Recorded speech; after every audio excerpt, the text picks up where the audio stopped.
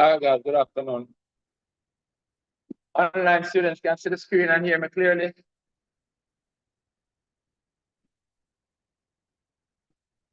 Yes, no, maybe. Sir. All right, good. All right. So starting out, we're gonna spend a couple minutes talking about number bases. I think in the past 20 or maybe 25 years, CSEC only set a question on base, the base 2 question that they set. And it was to convert like maybe from 19 to base 10 to base 2. It's a straight conversion. All right. And it took a lot of people by surprise because I think number basis is starting first form, grade 7. And if you don't practice something, you might not get it.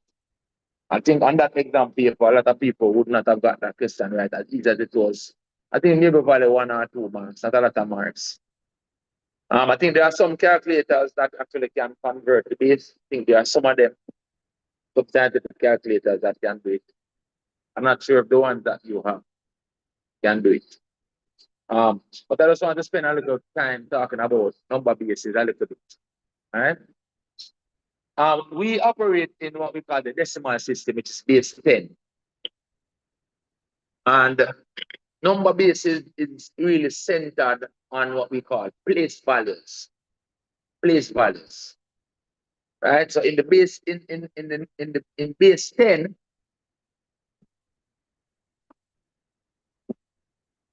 base 10,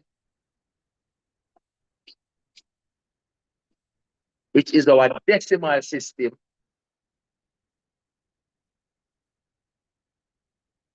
we put in the base from right to left. Put in the place values from right to left. So these are the place values. Everything is centered on place values. If you understand place values and how to use place values, you won't have a problem with base distance. Right?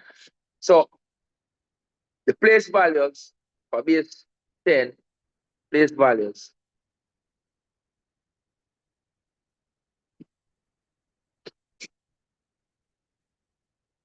is 10 to the 0, then 10 to the 1, then 10 squared, then 10 cubed, then 10 to the 4th power, and so on. Now 10 to the 0 is 1. 10 to the 1 is 10. So keep multiplying by 10. 10 squared is 100. These are the place values, 10 cubed is 1,000. And 10 to the 4th power is 10,000. And you can continue. So if in base 10, you have a number, say 327. What 327 means is 3 times 100, 3 of this, 4 of this, and 7 of that. That's what it means if you break it down in an expanded form. So 327 really means 3 times 100 plus 2 times 10, 2 tens, plus 7 ones. If you add them up, this equals 300, this equals 20, this equals 7, they add to 327. Now, when you do other bases, they do a similar thing. One thing to note, very important. The digits that are applicable in a base is always 1 less than the base number. So for example, in base 10, the only digit you're operating in is 1 to 9. 1, 2, 3, 4, 5, 6, 7, 8, and 9.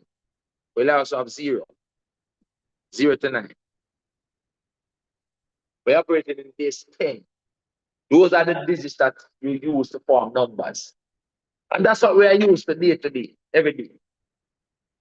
If we're operating in base, say 5, let me say base 5. Let's do a base 5 comparison. So we're doing base 5.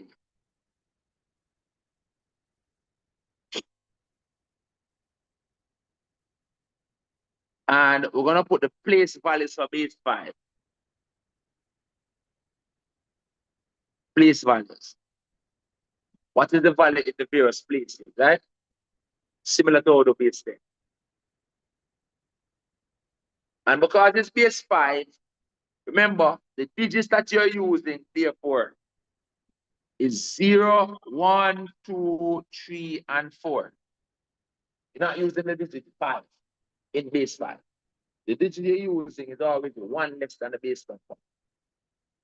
The place values in base 5 would be 5 to the 0, 5 to the 1, 5 squared, you put them in this way. So you keep multiplying by 5 to get the place values.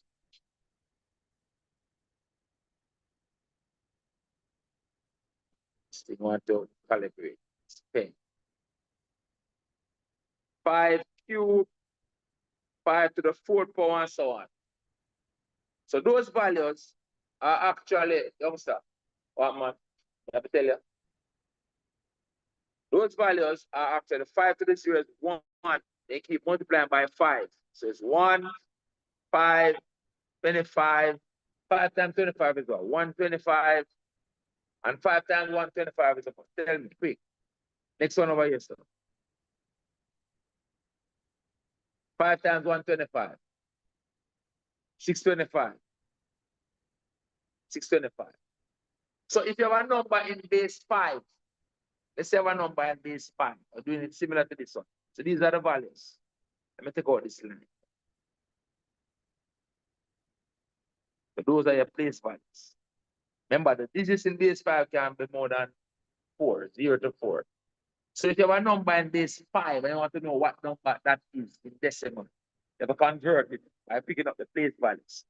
So if I have a number in base 5 and that is 1, 3, 0, 4 in base 5. And when it's base 5, you put a little 5 on the base of it down here. So you put a little 5 on the bottom of it.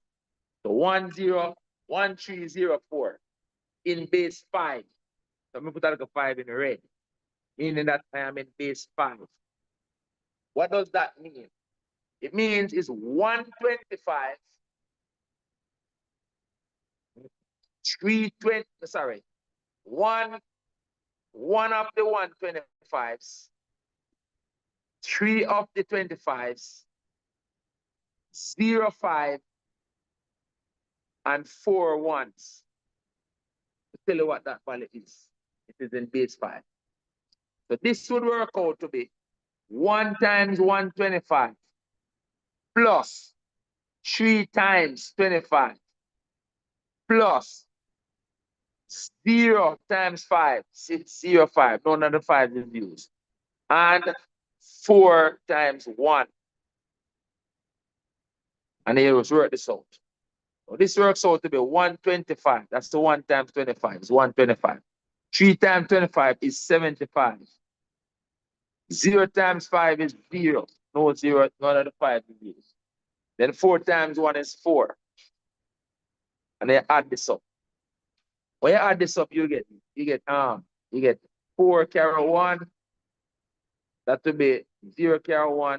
That's 204. That's base 10. So it means that 1304 to base 5 is equal to 204 to base 10. Think you're getting it? So I'm going to practice a couple conversions. So we can go from base 10 to base 5 or from base 5 to base 10. All right? That's the first thing we have to be able to do. If they ask me to add 2 numbers in base 5, I'm going to convert them to normal base first, add them in base 10, and then convert back the base to base 5. So you want to be able to convert from base 5 to decimal and from decimal to base 5. All right? So basically a number, if I give you a number in base 10, let's say we're working in base 5 again, and I give me a number in base 10. I want to go back to base 5. It's a measure of counting how many times you use these values. And you're going from the largest one down. You're counting how many times you're using those values. So the progressive subtraction that way. So let me show you now. Suppose I instead had this number. and I want to convert it to base 5. I'm saying I'm supposed to get this same answer. 1304 in base 5. I don't show the how you go from the base 5 to the decimal by simply using the place values. You're going to use the place values to go the other way as well. You're going to use the place values to go the other way as well. So look how we'll do it now. So converting this 204 in base 10, now converting it to base 5. It's basically a count you're counting how many times you use these values. You have to put on the place value such a save. All right? So watch this now. Pay attention. Pay attention. Using the same place values to help us do it. So let's say I have 204 in base 10. And I want to convert that to base 5. First thing I'm going to do, I'm going to write down the place values for base 5. And I'm going to see, starting from the maximum value in the base 5, I see how I can add up this number using the base 5 place values. Look how I'm going to do it. Pay attention. First, I'm going to write down the place values. Base 5, place value. Put PV for place value. So it's 5 to the 0, 5 to the 1. Or if you can know, you start with the 1 and keep multiplying by 5 to get the place values. All right? Can do it that way. Always start with 1. Every base, always start with a 1. All right? So it's 5 to the 0, 5 to the 0, 5 to the 1, 5 squared, 5 cubed. I don't need to go no more than that. This 5 to the 1 is 5. This 5 squared is 25. This 5 cubed is 125. I don't need to go any further. Because the next value would be 625 or 675. Right? Which is much greater than that. I don't need to go any further. So I can stop right here. Look how you do it now. I said, okay, it's how I'm gonna use these values out of this 204. I'm gonna use the 125 one time. So I put a 1 under there. I'm gonna use the 125 one time. So I've already counted for 125 out of this 204. And so I need to subtract 125 from this to see how much I have left to use up. But after that, right? See how much I have left to use up. Now remember, you can use up any one of these numbers up to 4 times. I remember in base 5, you can use values 0, you can use a value no time, 1 time, 2 times, 3 times, or 4 times if you're working in base 5. But you can use any one of these numbers up to a multiple of 4 times. You can don't use it, you can use it once, twice, 3 times, or 4 times if you're working in base 5. Remember, you have that option. All right? So when I subtract the 125, I'm going to see how much I have left. So I subtract the 125 from this. Let me get the calculator. So we can just be working quickly. All right, this here. So let me do work over here and get the calculator. Press the round key. All right, let's go again. Don't want that. Calculator, where are you? All right. So let me progressively subtract. So I've already used up one of the 125. That's what this thing. I'm going to use the 125 one time. I can't use it twice because 2 times 125 is 250. Get me? So I'm going to use the 125 one time, so I subtract it. So you're trying to see the maximum that you can use out of these values go down. You see this 25, you can use 100 of it. Because you can use 25 4 times.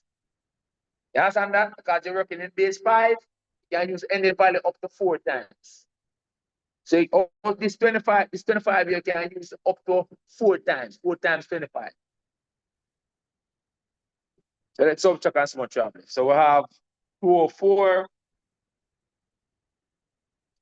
minus 125. So you keep subtracting.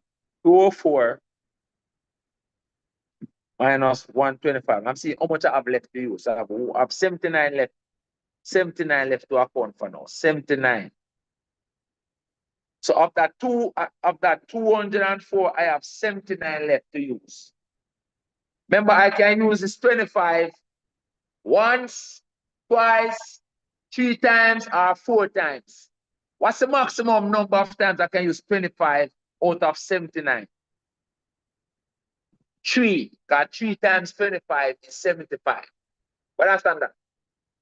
Understand that? So I'm going to use the 25 3 times. 3 times 25 is 75. So I'm subtracting 75 now from this. I now have 4 left to use. Can I get 4 out of this 5? Can I get a 5 out of the 4 then? To get a 4, can I use a 5 to get a 4? No. So I'm not going to use the 5. So I put 0, 5. I'm not going to use the 5. I remember I can use this 1 up to 4 times as well. Because when you're working in base 5, you can use any one of these numbers up to 4 times. So how many times can I use this 1 now to get 4? 4 times, don't it? 4 ones 4. So I'm going to use the 4 times. Let's see which 4. So I'm done. I've actually used up all of that 204. It then means that 204 to base 10 is equal to 1304 in base 5. Simple as that. Let's do another one. Let's do another one. All right? Just need to practice it. I don't know what's coming on the exam page. We have to be able to convert base. Working in base 5 now. We're gonna do some examples in base 2. But I feel like if they're set in the base question, they're going to give you either base 5 or base 2. Base 2 is what we call binary. It's what basically all computer languages are centered on. Binary system. Basically almost all logic systems are centered on that binary system. Right? 1 or 0. Yes or no. Centered on that logic system. True or false. But let's do another example in base 5. I'm going to convert another number in base 5, another decimal to base 5, and then go the other way as well. So we can see. Let me just randomly write down a number and go again. And the key thing is that we are using up this place value. All right? So we do another number again. Let's say I have 800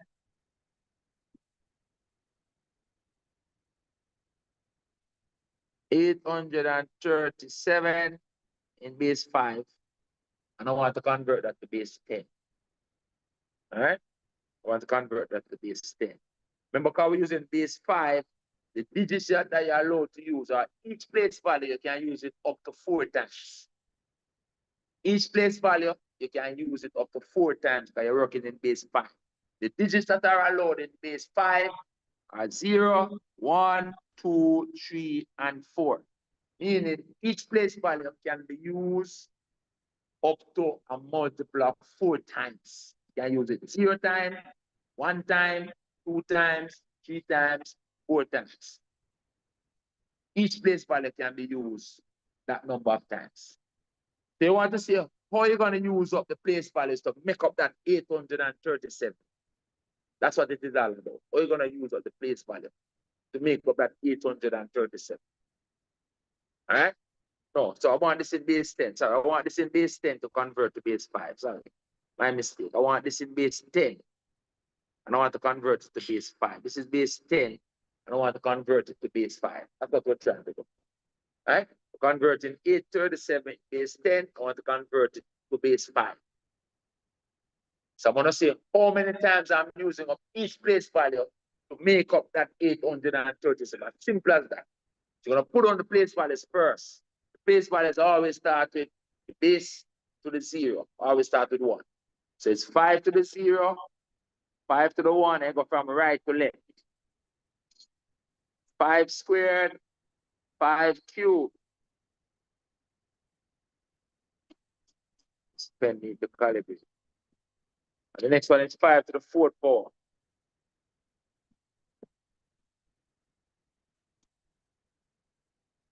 625.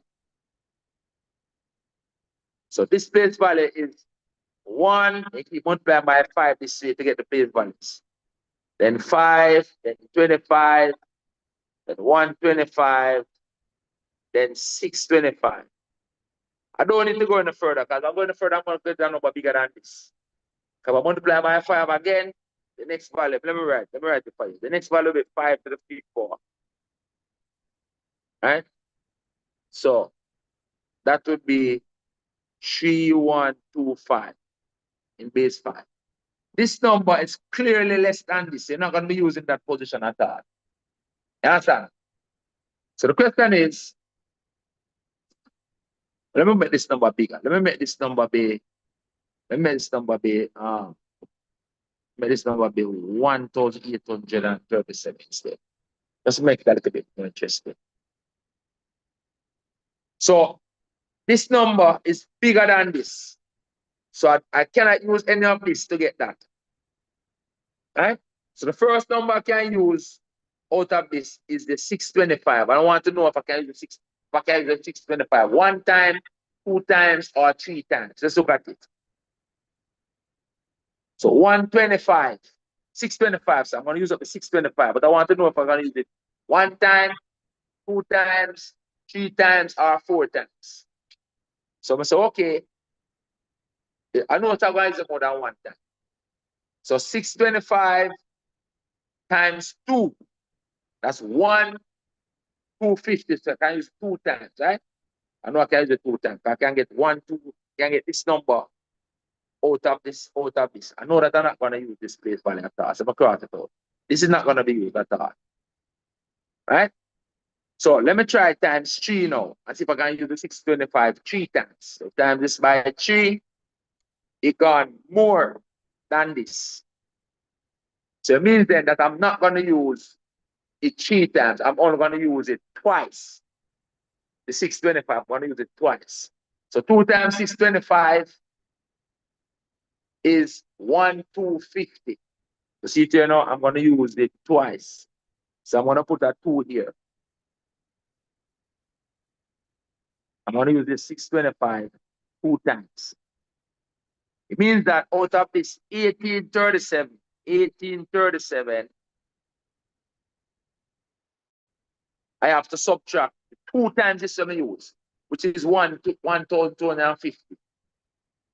So I'm going to subtract the 1,250. How much me have left? How much? 587. 587. So I have 587 left to use up. So I'm going to look now and say, how many times I can use this out of 587? That's what I want to say. How many times I can use 125 out of 587? I have the option to use it up to 4 times. So I'm going to see now. So 125 times 2 is 250. 125 times 3 is 375. Still less than this. I can use it 3 times. Right now I can use it 3 times. Let's try 4 times. I have the option to use it up to 4 times. 125 times 4 is 500. So I can use a 125 4 times. But understand that. I can use the 125 4 times. So I'm going to put a 4 here. Meaning that I'm using the 125 4 times. I'm using 4 times 125. 4 times 125 is 500. So from this 587, I've now used up another 500. So you subtract the 500 from it to see what you have left. You have 87 left to use up. 87 left to use up. Then I want to see now how many times I can use 25 out of the 87. How many times I can use 25 out of the 87? That's 3 times, don't it? Because 3 times 25 is 75. So I'm going to use the 25 3 times. I put 3 here. 3 times 25 is 75. So I'm going to subtract 25 now. 75 now, because I'm using up another 75 out of this 87. So I put subtract 75 from this. I'm left with 12. What I say that? I'm left with 12. So I have 12 left to use up now from these 2 places. How many times can I get a 5 out of 12? How many times I can use 5 to make up 12 out of 12? How many times? 2 times. I can use 5 2 times out of 12 because 2 5 is 10. I can't use it 3 times. Because 3 5 are 15. I don't have so many. I only have 12. So I'm going to use the 5 twice. I put on my 2 here so that I'm going to use the 5 twice. There, 2, 2, 2. After I use the 5 2 times, it means that I have used 10. I have 2 left. But after that, so now I want to know from this 2, how many times I can use 1 to make up that 2. 2 times. So I put a 2 right here. So this is my number in base 5. So I can write my answer like this and put it in red. It means that this number up here, 1837 in base 10 is equal to 24322 in base 5. That is it. Simple as that. And if I convert this base 5 back to decimal, I have to get back this answer. And let's see now how we'll go now. If they give it this base 5 number to convert it back to this. Let's see how it is done. I think it is easier. Let us basically calculate how many times we use each place value. That's what it is. That's what it is. How many times each place value is used. Let's revert to calculation and put this now, this base 5, convert it back to decimal, and we're supposed to get back this answer. Let's see how we do it if we get this in base 5 to convert. Let's see. 24322. That's so. 24322. So let's say they give us 24322 in base 5, and I want to convert that to decimal. Same thing again. The place value is our basis for doing this thing. Place value. All right? This is saying that they use the ones place twice, the 5's place twice, the 25 space 3 times, the 125 space 4 times, and the 625 space 2 times our place. That's what it means. We're going to put on the place values and put this on the place values. So it's 5 to the 0, 5 to the 1, 5 squared, 5 cubed, 5 to the 4th power. 1, 2, 3, 4, 5 digits. 1, 2, 3, 4, 5 spaces. So those are the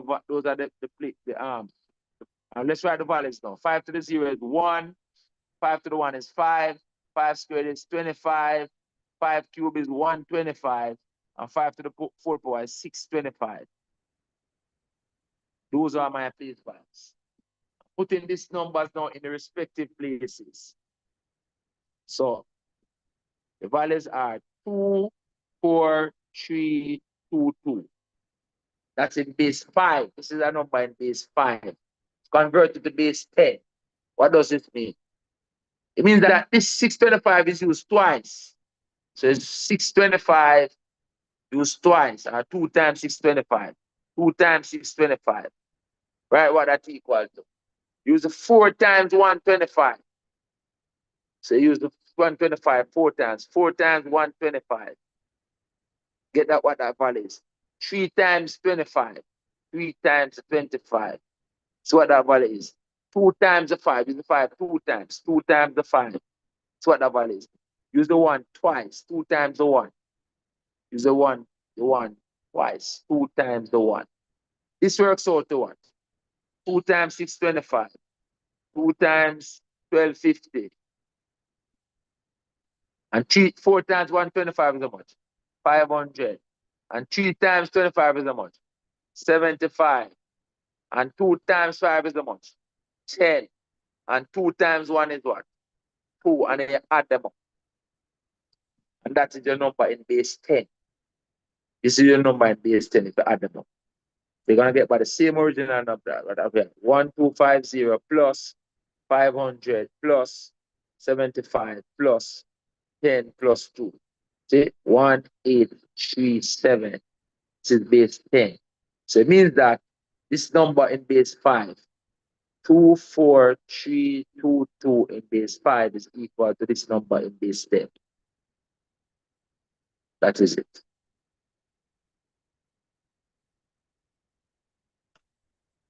That's how the base is. Let's do a couple in base 2. Let's do a couple in base 2. So base 2 only using digits 0 and 1. So it's a lot easier than the rest of them. You're only using the digits 0 and 1. So in other words, each place value is only used no time or use it one time. Each place value is used. Is either used or not used. Each place value is binary, base 2. So binary, apart from base 10, the binary is like the easiest one. But it's either you use a value or you don't use it to make up a number. All right. Can I move to the next one? Base 2. I just at base 2 now. Binary. Base 2, they call it binary. As just two digits, 0 or 1.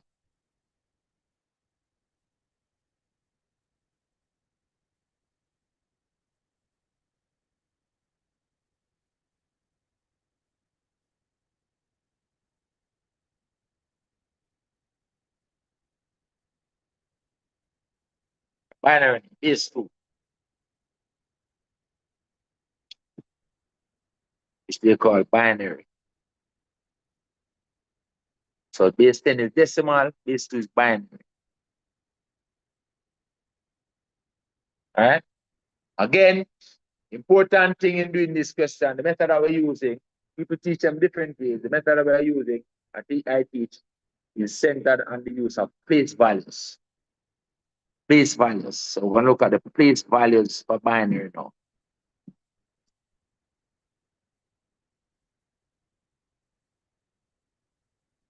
Two to the 0,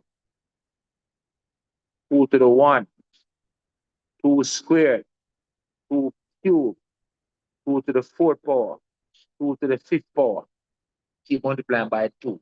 Remember, in binary, you're only using the digits 0 and 1. You're only using 0 and 1. Only 2 digits you have. If it's base 2, you can only use 0 and 1. If it's base 8, you can only use 0 to 7. If it's base 6, you can only use 0 to 5. You can only use 0 to a digit 1 less than the base that you're working in, right? So base 8 can't have 8 as a value. Just like base 10. There's no digit named 10. 10 is a combination of 1 and 0. Because it's 1 in the tens place and 0 in the ones place. That's why you form 10 in base 10. So base 10 use the digits 0 to 9 to make up your numbers. Those are the digits 0 to 9. And in our decimal system, we don't know any other digit. Because we live in the digit in the decimal system. So digits that we know 0 to 9. I think there are some other systems with some other digits. I have some system where we're working at base 11, and base 12, and base 15, and all that stuff. And there are some other digits, some other civilization. But we operate 0 to 9 for base 10. So if you're working base 2, you're only using the digits 0 and 1. 0 and 1. Those are the only 2 digits you're allowed to use. Your numbers must be made up using 0 and 1. So it's either you're going to use a place value, which you can only use it one time, or you're not going to use it. So in base 2, you can only use a base value of once or not at all. That's the beauty about binary. So it's kind of easier than the others, right? So what are these values now? This is 0, 2 to the 0 is 1. I always start with 1. Right? I start at 0, start with 1. So it's 1, and then keep multiplying by 2. So it's 1, then 2, then 4, then 8, then 16, then 32, 32.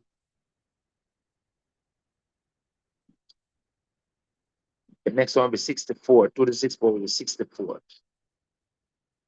And then 128 and so on, right? 2 to the 7 power will be 128.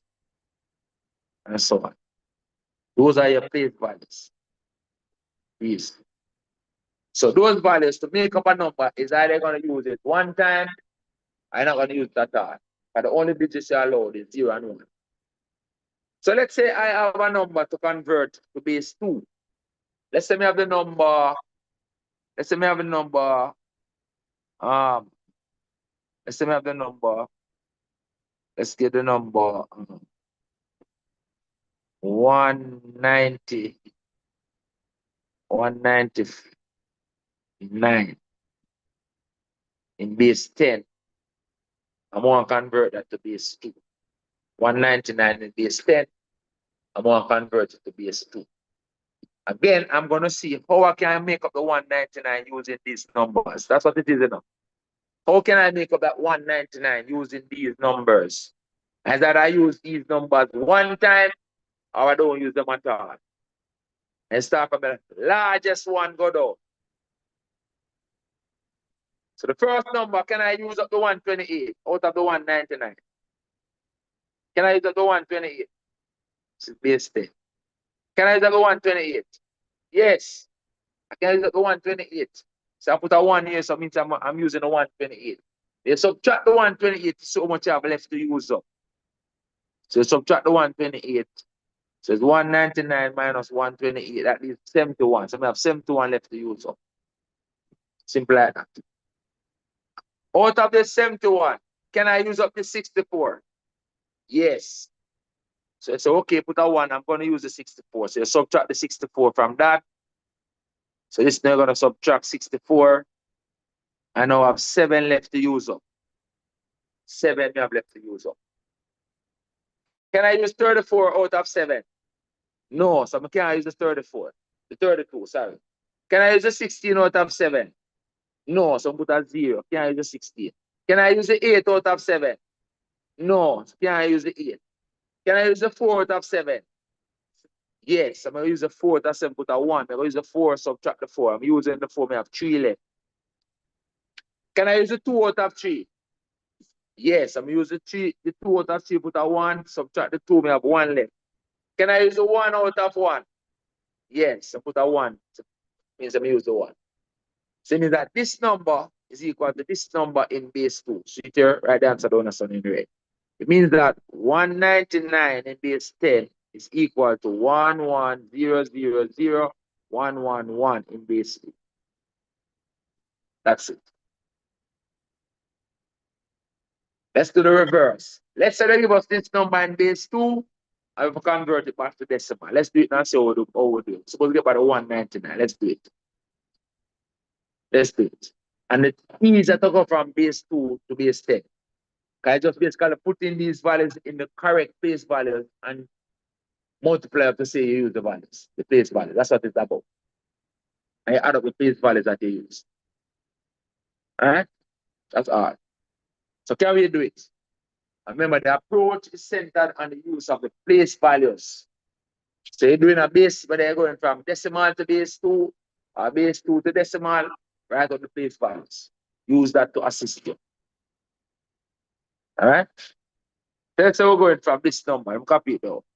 This number we're going to copy down onto the next page. So let's say they give us this number now. I want to convert to base 10. This number. So that number in base 2, convert to base 10. So we're going the opposite way. Again, we're going to use the place values. We're going to use the place values to help us. Place values. Yes, man.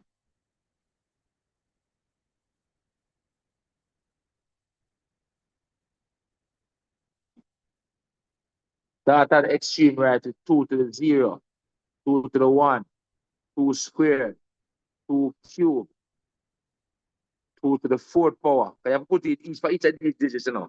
1, 2, 3, 4, 5, 6, 7, 8. I put in 8 places. That's 1, 2, 3, 4, 5. 2 to the 5th power, 2 to the 6th power. How many places is that? 1, 2, 3, 4, 5, 6, 7. 1, 2, 3, 4, 5, 6, 7. 8. I need one more. 2 to the 7th power. 2 to the 7th power. I'm going to write those values under here now. Write the values. So 2 to the 0 is 1. 2 to the 1 is 2. Keep multiplying by 2 this way when you're doing base 2. Then 4. 4 2 is 8. 8 2 is 16. 16 2 is 32. 32 times 2 is 64. 64 times 2 is 128. Those are your place values. And they put these in those places now. So it is 11000111. That's a number in base 2. Right? So it means then in base 10, use this one time. I can start up here. So use the 128, use the 128, use the 64. You never use the 32, see that's 0. You never use the 32, you never use the 16, so you leave out that. You never use the 8, you leave out that. Use this 4 one time, so you put the 4. You use this 2 one time, use the 2, and use the 1 one time, use the 1. Add up those. But understand that. You use the 128, you use the 64, you never use any of these, so you leave them out. Never use any of them. You use this 4, you use this 2, and you use this 1. Add up this and you have your answer. So 128 plus 64 plus 4 plus 2 plus 1. That's 199. What that means? It means that, see you know, write the answer now. It means that 11000111 to base 2 is equal to 199 to base 10. But alright? What go? Alright, what do one? So do the simple number. Do simple number. Do 101 in base 2 to base 10. And then gonna do 58 base 10 to base 2. Do those two for me, please. Online students do it as well. 2 questions. Question 1, question 2. After this, I'm going to do the paper. You only need to practice it. So do a base 5. I'm going to do a base 5. Let's do 2 more questions. 3. Let's do a base 5. So do 3 digits are given. Do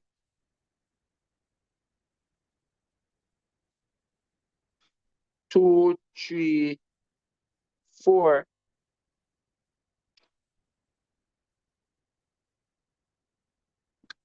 2034 in base 5 to base 10. And then question 4,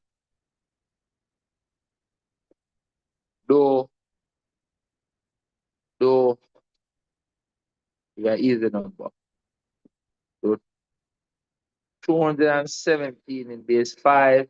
No, 217 in base 10 to base 5.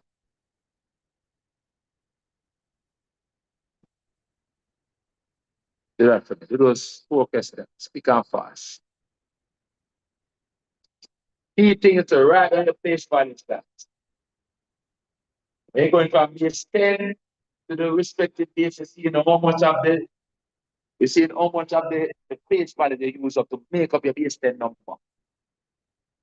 And when it's base 5, you can use each base value up to 4 times. When it's base 2, you can use each base value up only once. In base 2, so it's kind of easy in base 2. So either you use the place value or you don't use it. But the first thing you have to do is write down your place values.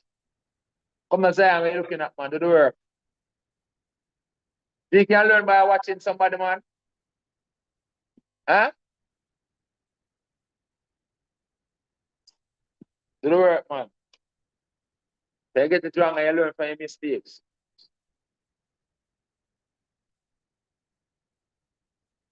First thing you do, write down the place values.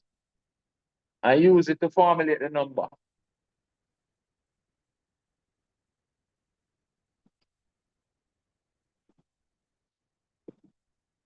Place values are the equivalent decimal number that we know already. That's what the place values are, the numbers that we know. The value of the numbers that we know them. That's what the place values are. For base 2, you have the place values. 2 to the 0, 2 to the 1, 2 squared, and so on. Keep multiplying by 2. For base 5, it's 5 to the 0, 5 to 1. You put on 1 and you keep multiplying by 5. Go perform the base 5 place values. Same way with the base 10 place values. Same way.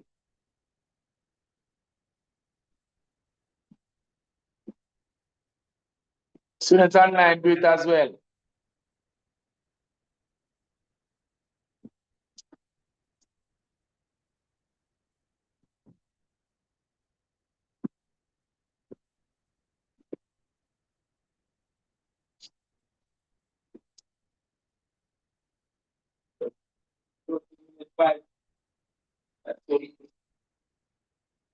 Place values. Add on the place values. This one.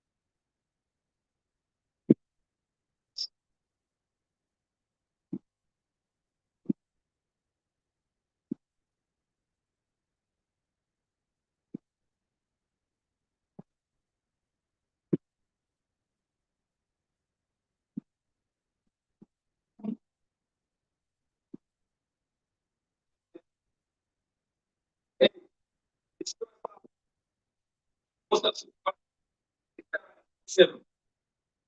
Grade 7 then teach this. I think I'm just somebody in a prep school too. Nobody should have a problem with this. Come on, man. Let's go. Eating is use of a place values. Eating. Use of the place values. Alright? Let's do this one first. Up here, so.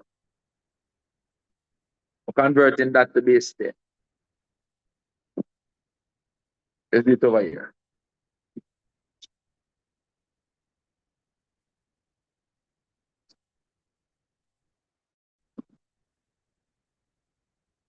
Converting that to base 10. Easy way going from base to base 10 enough. Put the numbers in the place values. Put the numbers in their places. And ensure that these are the numbers are. So what are the place values? It's 2 to the 0, 2 to the 1, 2 squared. It's only 3 digits, so you don't need to go no more than that. This value is a 1, this value is a 2, this value is a 4. Those are the place values. PV. These are your place values. PV. You use up this number. That's the number you're putting on it. It's 1, 0, 1. This means that you use the 4 one time. So that's 4. Use a 0, never use a 0. Use this 1 one time. Sit there 1 time. That number is 5. It means that 101 to base 2 is 5 to base 10. That is it. Answer is 5. Use the 4 one time, yes, sir. You never use a 2 there. So leave out that. Use a 1 and 1 time, yes, sir. You add them up. That makes up the number 5. Simple as that.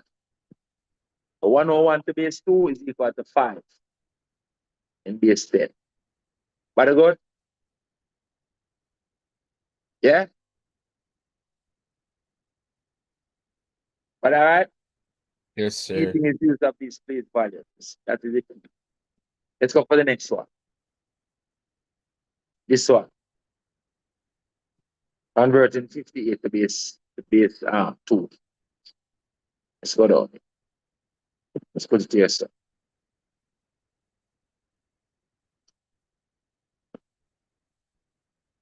Again, key thing is place values. Place values. 2 to the 0, 2 to the 1, 2 squared, 2 cubed,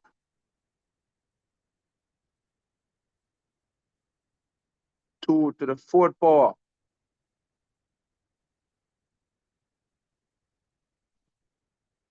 I don't think I need to go more than that.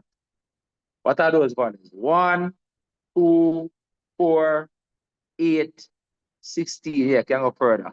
2 to the 5th power is 32. If I go 2 to the 6th power, I'm going to reach 64. This is not necessary. I don't need to go so far.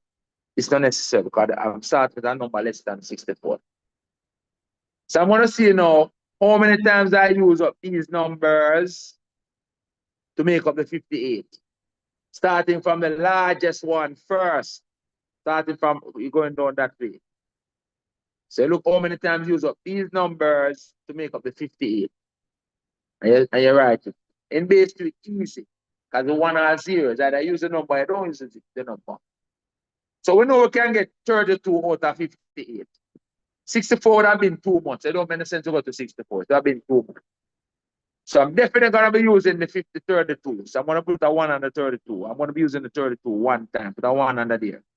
And then subtract to see how much I have left. So 58 minus 32. How much may I have left to use up? That's 26. So okay, can I get 16 out of 26? Yes. I can get the 16 out of 26. I'm going to say, yes, I'm going to use the 16 as well. Right? I'm going to subtract the 16 because I'm using up the 16. It must be have left 10. Can I get 8 out of 10? Can I use the 8 out of 10? Yes. I put a 1 under the 8 because I'm going to use up the 8. So I'll subtract the 8 from this. 50 is up. So I'm going to subtract the 8. And now I have 2 to use up. Can I use this 2? Can I use 4 out of the 2? No, so I'm not going to use the 4. So I put a 0. Can I use the 2 out of the 2? Yes, I can use the 2. So I'm going to put a 2. I have nothing left to use. So therefore, I'm not using this one. You see that? So when you're not using the last, you put a 0 on it. When you're done, you have to use fill out all the places.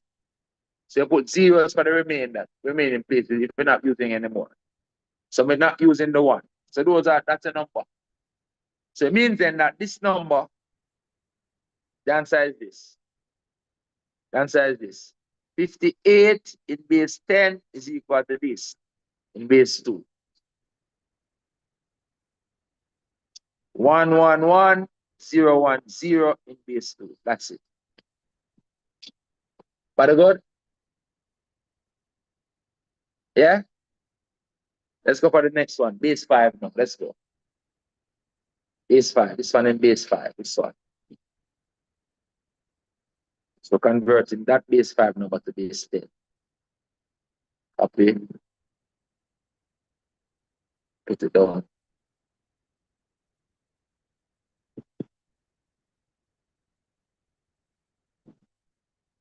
Again, key thing, place values. Base 5 place values are 5 to the 0.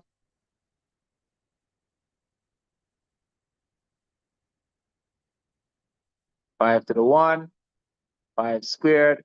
And all of 4 places. I only need 4 places. 1, 2, 3, 4. And 5 cubed. 5 cubed. What are those values?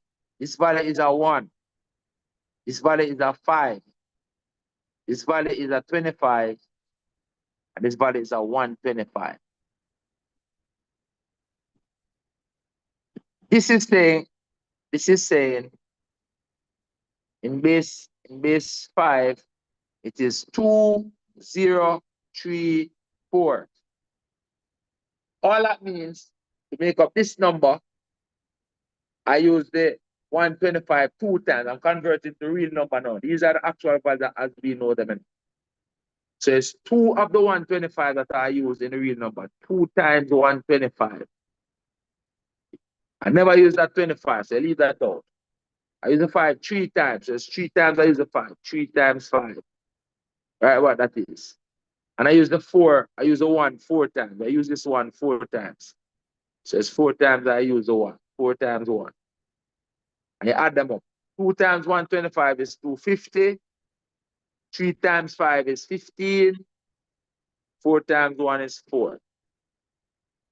This is 962. And this is base 10. It means then that 2034 in base 5 is equal to this number in base 10. Here. That is it. So the place values are always the values as we know them in our real life. That's what the place values are. As we know what they are. Right? Recognize that that's what the place values are. The values as we know them. Gotta go to that. Next one.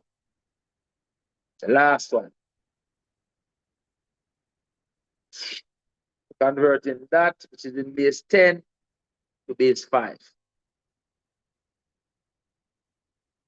Convert that number, which is in base 10, converting it to base 5.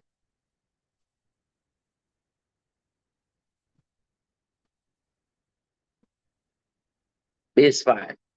Place values. Everything starts with place values. 5 to the 0, 5 to the 1.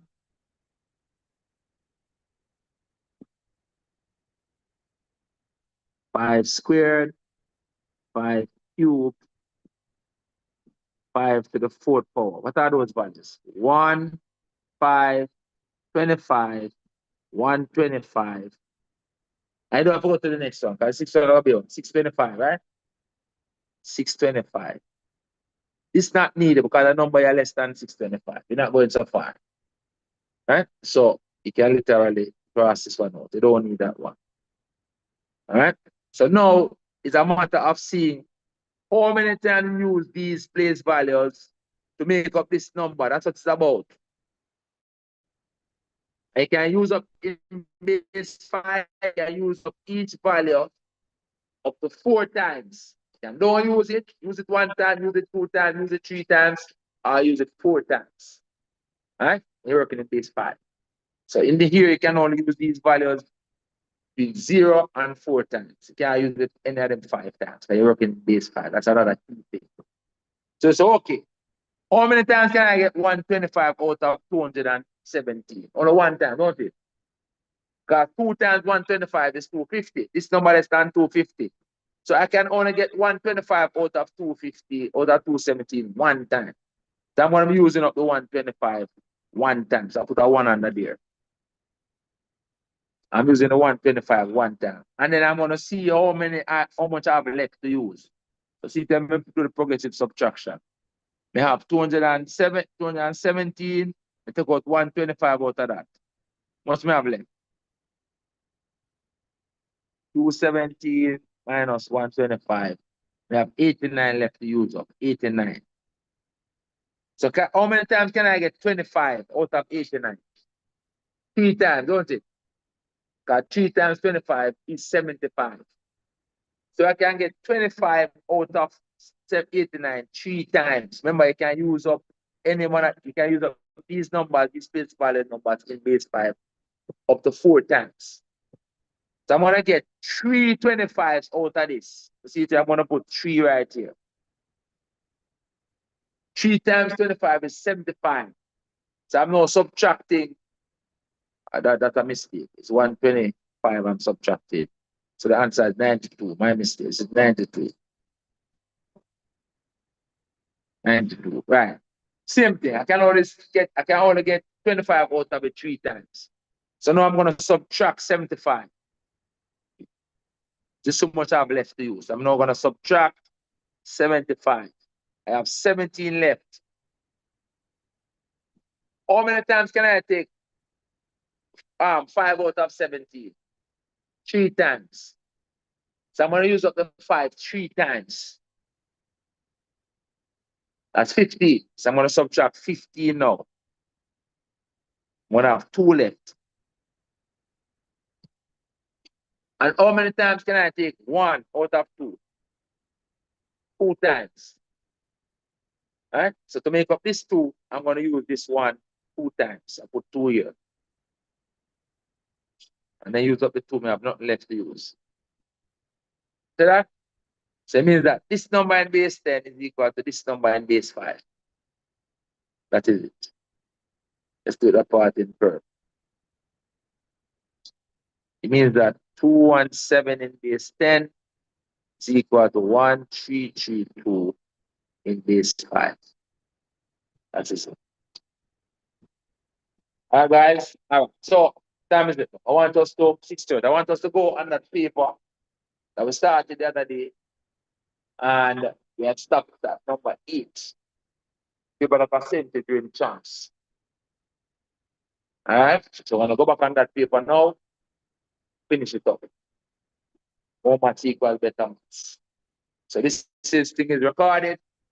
So, I can go and watch back the video and practice some more of these questions. All right. So, that's it. Where are we? Done here. This is the paper that I want to do.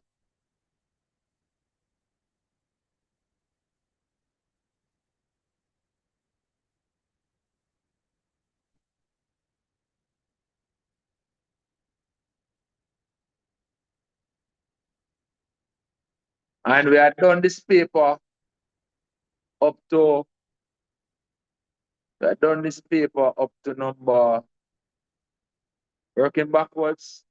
We have done those 3 questions, these 3. We have done from number, we have 10, 11. So we have done 11, yeah, 10, and we have done 9 right here. So we're going to number 8 now. Working the paper backwards again. So number 8 is a pattern question. Let's do this. All right, working down to number 1. So this is now number 8. So question says the first 4 figures in a sequence is shown below. Figure 1 is a single dot, a single black dot, while each other consists of black dots arranged in an equilateral manner. All right, so that's the form of equilateral triangle. It says draw figure 5 of the sequence. So what I realize is that they keep adding one more dot that is below here. Keep adding one more dot that is here under there. So there's 2 there that add 3 under there. So that they push this up. That they take this, they push it up here, so, and they added one additional dot below it. So to form the next shape, we can copy this one and add some more dots below it. So let me just copy this one there, because I can do it in blue. So I'm just gonna draw these.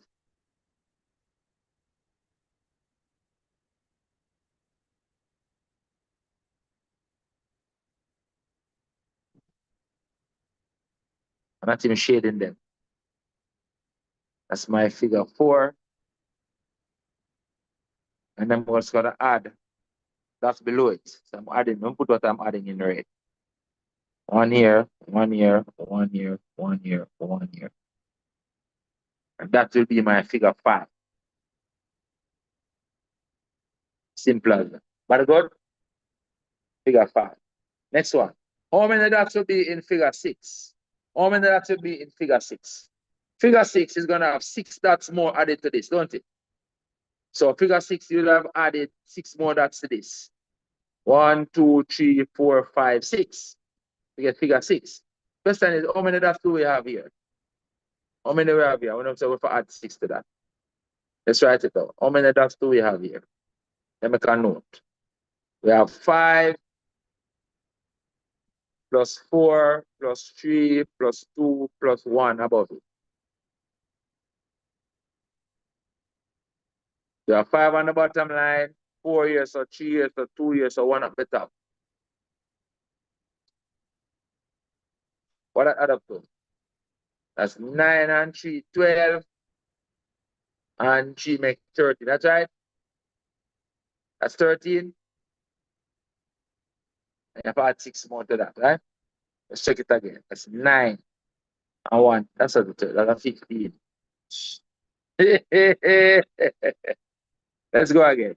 That's 9 and 3, 12. Oh, 12 and 3 make 15. Okay, 15. Let us make sure. 15. You're going to add 6 more to that, right? For figure 6, right? 15, adding 6. So it becomes 15 plus 6 equals 21. Simple as that. Good? 21 dots in the next shape. All right, next one. Question said, the table below refer to the figures and the number of dots in each figure. So the pattern shown. And then here they want us to complete for figure 11. That's here. And they want us to do, we're gonna do this as well, even though they didn't ask for it. They want to know which figure has 210 dots. So let's complete this. So firstly, realize that they give us the numbers dots as a formula. You have to observe it. This figure here matches the figure number. This figure here also matches that figure number. So that's where the n is going. So the formula down here becomes half, that's a half in front, times the figure number n, times the bracket, figure number plus 1. If you consolidate this and simplify, it becomes half n plus 1. The triangular formula. That is it. All right. So for figure 11 here that asks us for, the n is equal to 11. So it will just be half times 11 times 11 plus 1. What is that? Now this becomes 66, don't it?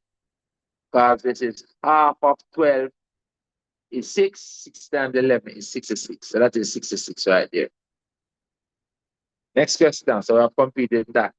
Next part now says, determine the figure whose sequence has 210. So we're going to put this equal 210. We're going to put this equals 210. You don't have to solve it. You have to actually solve it. You can just figure it out. So we're going to put half n times n plus 1 equals 210. It means that multiply by 2, it means then that n times n plus 1 equals 420. What you must recognize is that this is a product of two consecutive numbers. That's what that is. N times n plus 1 is like 3 times 4, or 5 times 6, or 7 times 8. So you want to know which two consecutive numbers multiply to give you 420. That's all I want to know now. You have to recognize that. Because nobody's going to waste time and solve that equation. Just figure it out. Which two consecutive numbers you multiply to get 420? You can try them if you want. But I can start by saying, okay, what if these two numbers were the same? What would that be?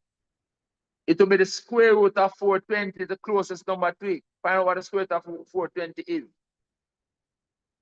And the square root of 420 gives you that 20.4 times 20.4.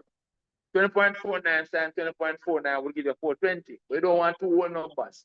So it means that one number must be 20 and that one must be 21. Right? 20 times 21. I got one less than the 20.4 and one more than the 20.4. I want two whole numbers. You get me? But this can I give you a guide. The calculator got. That can I give you a guide. Right? By taking the square root. So, right? So that is equal to 20.49. 49 we get. Yeah, 20.49. Too many things open. So you know, say using 21. So this becomes 20 times 21, which is equal to the 420. So it means that the answer is n equals 20. N equals 20. But 20 times 21 is 420. See that? So n equals 20. Next one. Write a simplified expression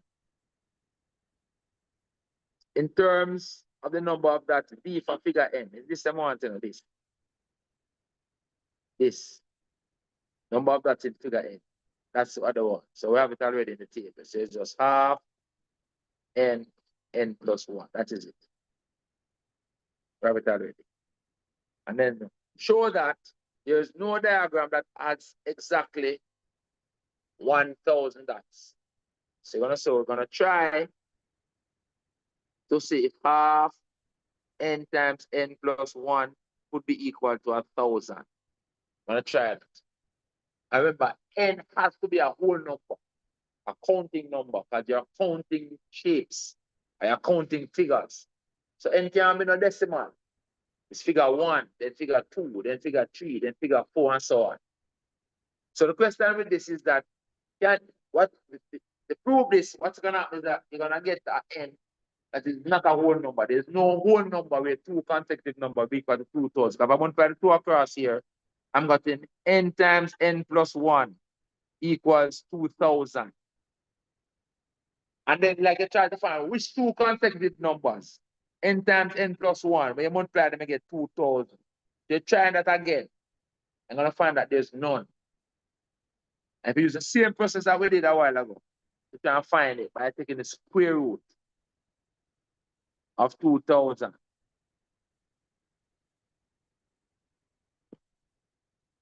See if you do the same thing again. Take the square root of 2000. You get 44.7. All right, so the square root of 2000 right now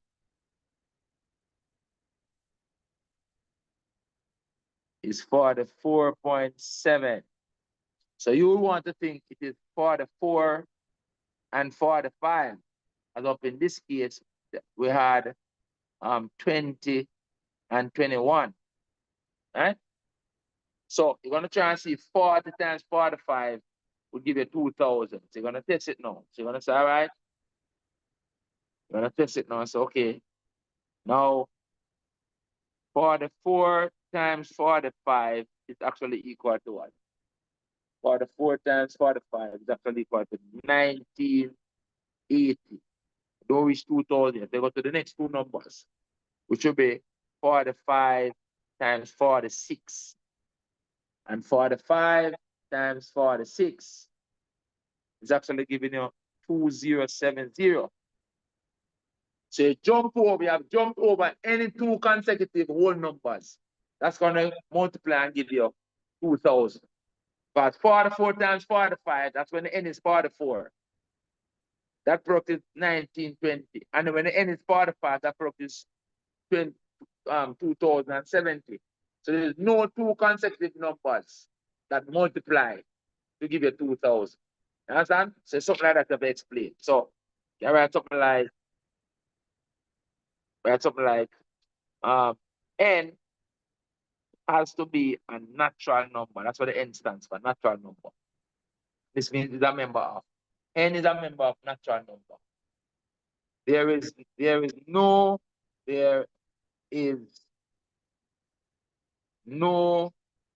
n which is a natural number such that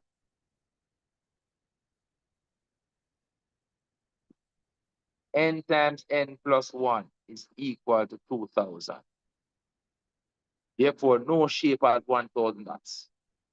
Therefore, no shape has 1000. Can I fill up this space with words? But let me shift this over here. So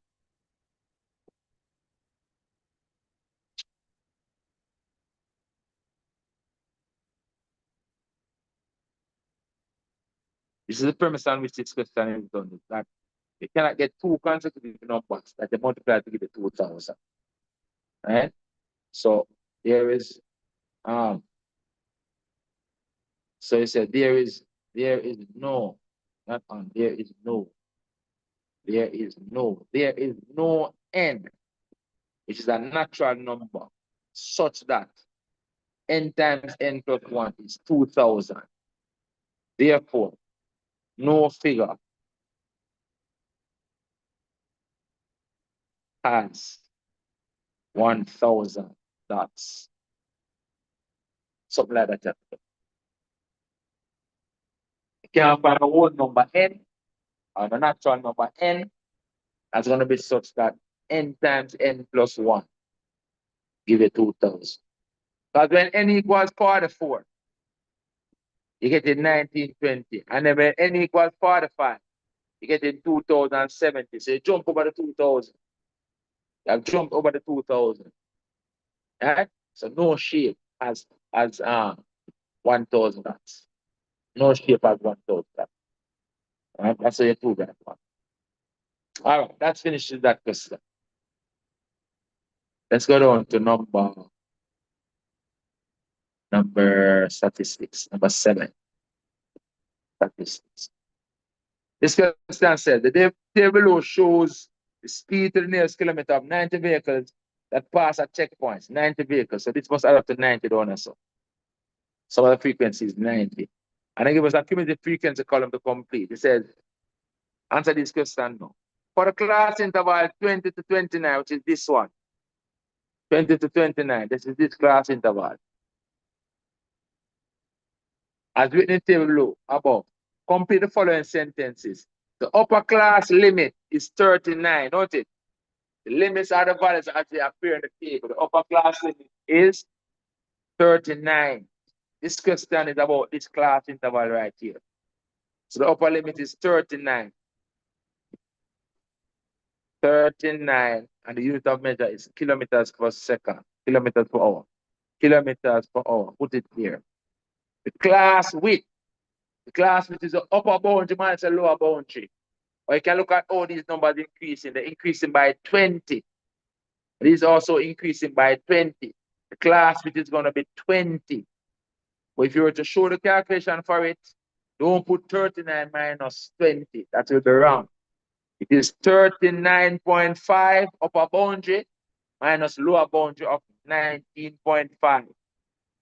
That equals 20 kilometers per hour. Plenty people gonna put 19 and get it wrong. The class which is the upper boundary minus a lower boundary, not the upper limit minus a lower limit. A lot of people gonna subtract this and put 19. Come on, let's not make that mistake. All right, this is boundary minus boundary, class width. Next question. 16 vehicles pass a checkpoint at no more than the upper boundary is the 39.5. No more than 39.5. Because you see this class interval, remember, this class interval is for values less than 39.5 or greater than or equal to 20. 19.5, I should say. So none of them pass more than, let me see what they say. No more than the 39, the upper limit. Okay, you don't reach 39.5. This group don't reach 39.5. Does not reach 39.5. So no more than 39. In other words, what it is less than or equal to? Less than or equal to 39. Don't pass 39. No more than 39. So that's 39, the upper limit. 39 kilometers per hour. No vehicle pass a checkpoint. For this class interval, no vehicle pass checkpoint at a speed greater than 39. 39. Understand? That's what it means, 39. All right? And it's a proper 39.5 for this one. But them said no more than 39. Just that this don't reach equal. Although it can be that this is the equal side to it. And this is the equal side. It can be that way as well. So let me put a 39.5. Because we can go up to 39.5. And put the equal on it. And put the less than alone on that end. It can be that way as well. So let's put a 39.5. Can be 39.5. So I'm going to use that as the upper limit. It can be that way as well. Can be that way as well. All right. So none pass more than 39.5. All right. The upper boundary. Because this group can take values up to less than 39.5. But we can put the equal on it as well and put the less than alone on that thing. It can set up that way as well. Just do that way. He said, complete the figure by inserting the missing values in the cumulative frequency column.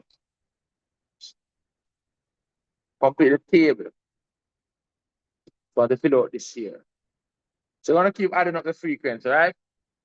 So we're going to add 26 to this one. So 16 plus 26. What is that? 42.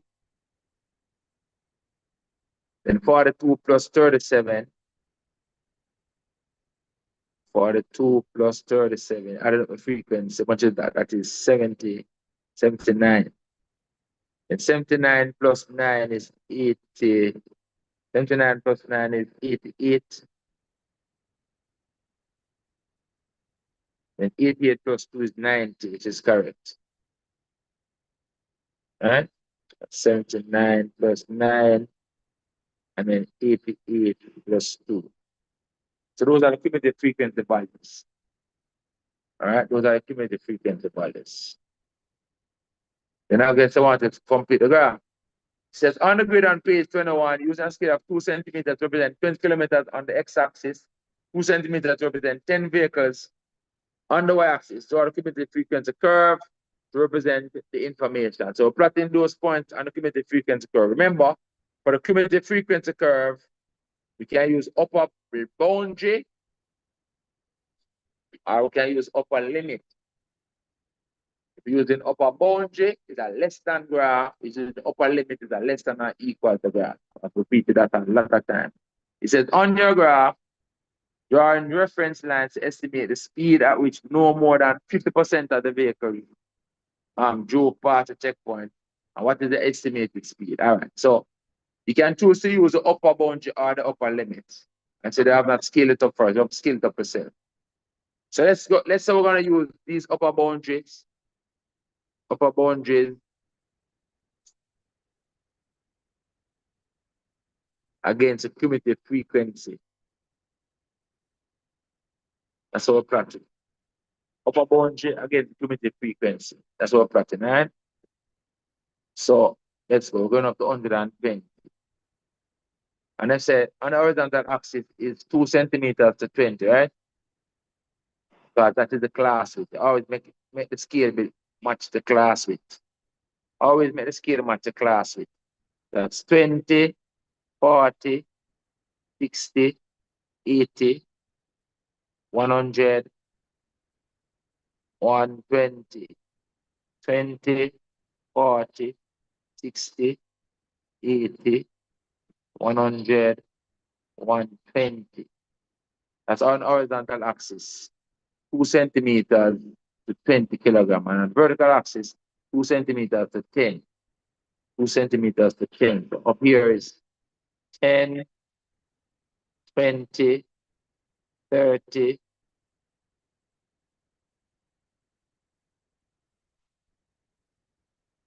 40, 50,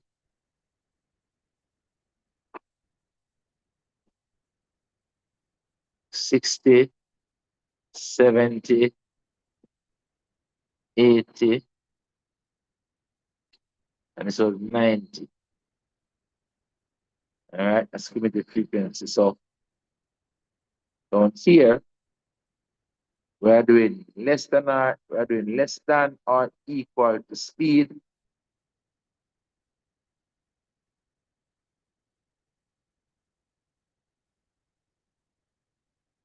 Up here is the vehicles. So the cumulative frequency. Right? These are vehicles, right? Vehicles. These are the 120. These are the 90 vehicles up here.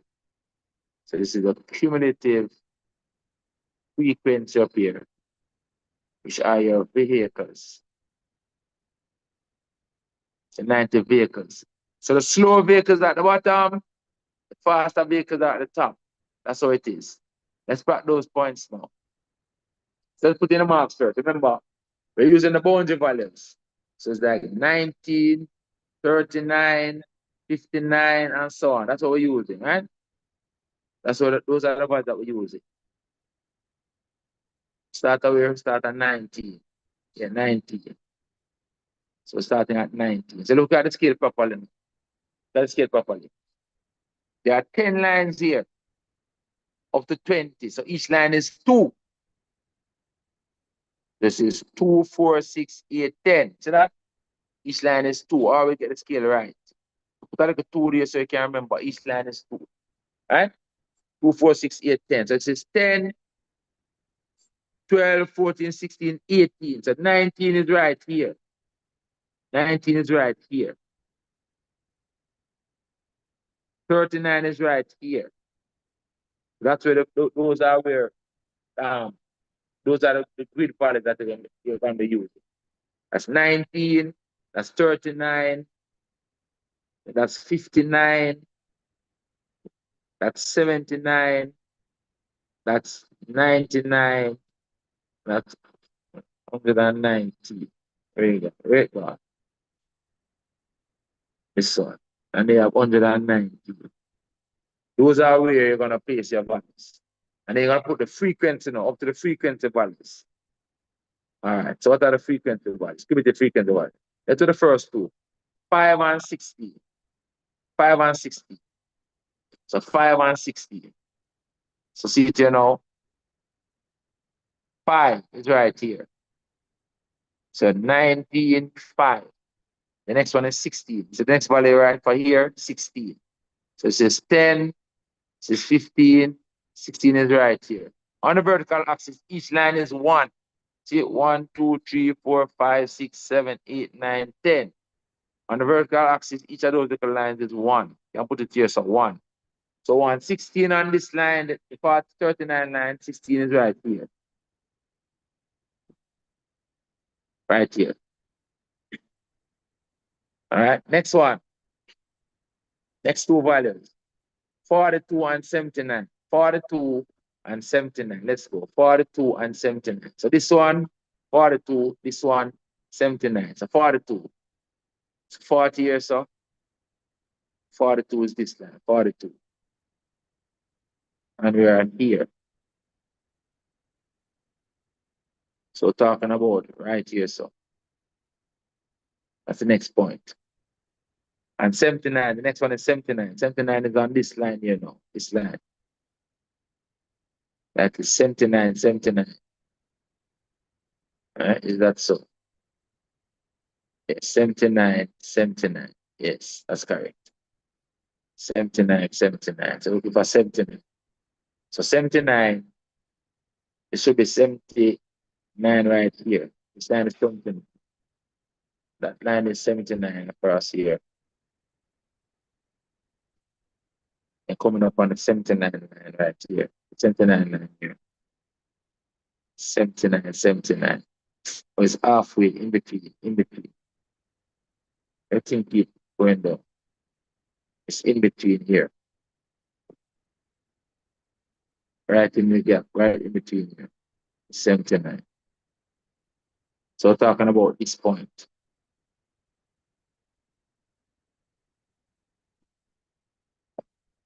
All right, 79. Those are the points so far. And the next one up here is 88 and 90. 88 and 90 are the next two values. 88, 90. 88 and 90. That's for this value and for this value. So we're gonna up here up to 88 and up here up to 90. Let's go. So 88 will be right here.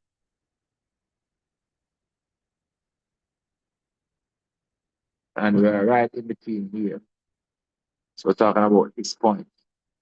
And then 90 is going to be on this line right here. So the 90 here, right up here. So I'm going to say 88. No, that's 89. This is that 89. 88 I want. It's not right. 88 is this. I'm going to try to what is here. And then 90 now is right up on top of this line here, sir. And those are the points. All right. Remember now, yes, on this interval, the value before this one, the value before this one would have been right here in front of this mark. The next red mark, the previous red mark would have been at 0. I actually have a point in front of the 0 right here. Right? Down to 0. So the graph has to come down to here. And then draw a smooth curve through those points, and you get the curve. So let's draw a smooth curve through those points. Let's see what I can with this device. That not look so good.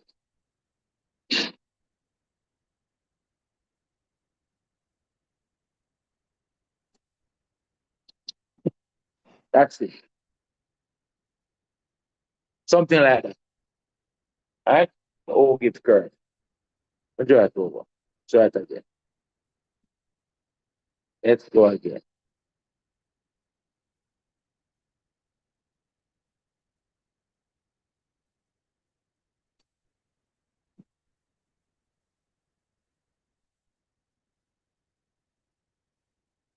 That's it. All right? And then them say now, must find where that's a curve. Them say next now, going the wrong way. Going the wrong way, Mr. Shaw. So I've done the curve, which is this part. This part now say on the curve, on the graph, draw a reference line to estimate the speed at which no more than 50% of the vehicles drove past the checkpoint. Well, 50% of the vehicle is the 45th vehicle, don't it? 50% is 45. So like the median they're asking for. You come up on the thing and you find the 45th vehicle, 55th vehicle, 45. So right here. This is the halfway mark. Right here. Let's do it in curve. Right here is the 50% of the vehicle. That's 45. They come across on the graph here, and you read that down to see what speed that is. Right here, right in between here. So come right down in between here.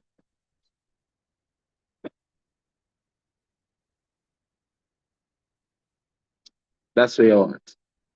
Remember, every line under here was what? Was 2, right? So in between those lines is 1, right? So it's 61. It's 61 kilometers per hour. That's the answer, 61. And 50%. So that's like the median speed. So just gonna go back and write 61. 61 kilometers per hour.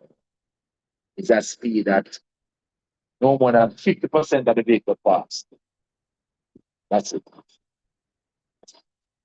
No more than 50% of the vehicle drove past the checkpoint. 50% of the vehicle is 45. The 45 of them pass speed at a speed less than or equal to 61. No more than 61. Less than or equal to 61. No more than 61. That is it. That's the answer. Boss man. I'm telling you, man, you're addicted.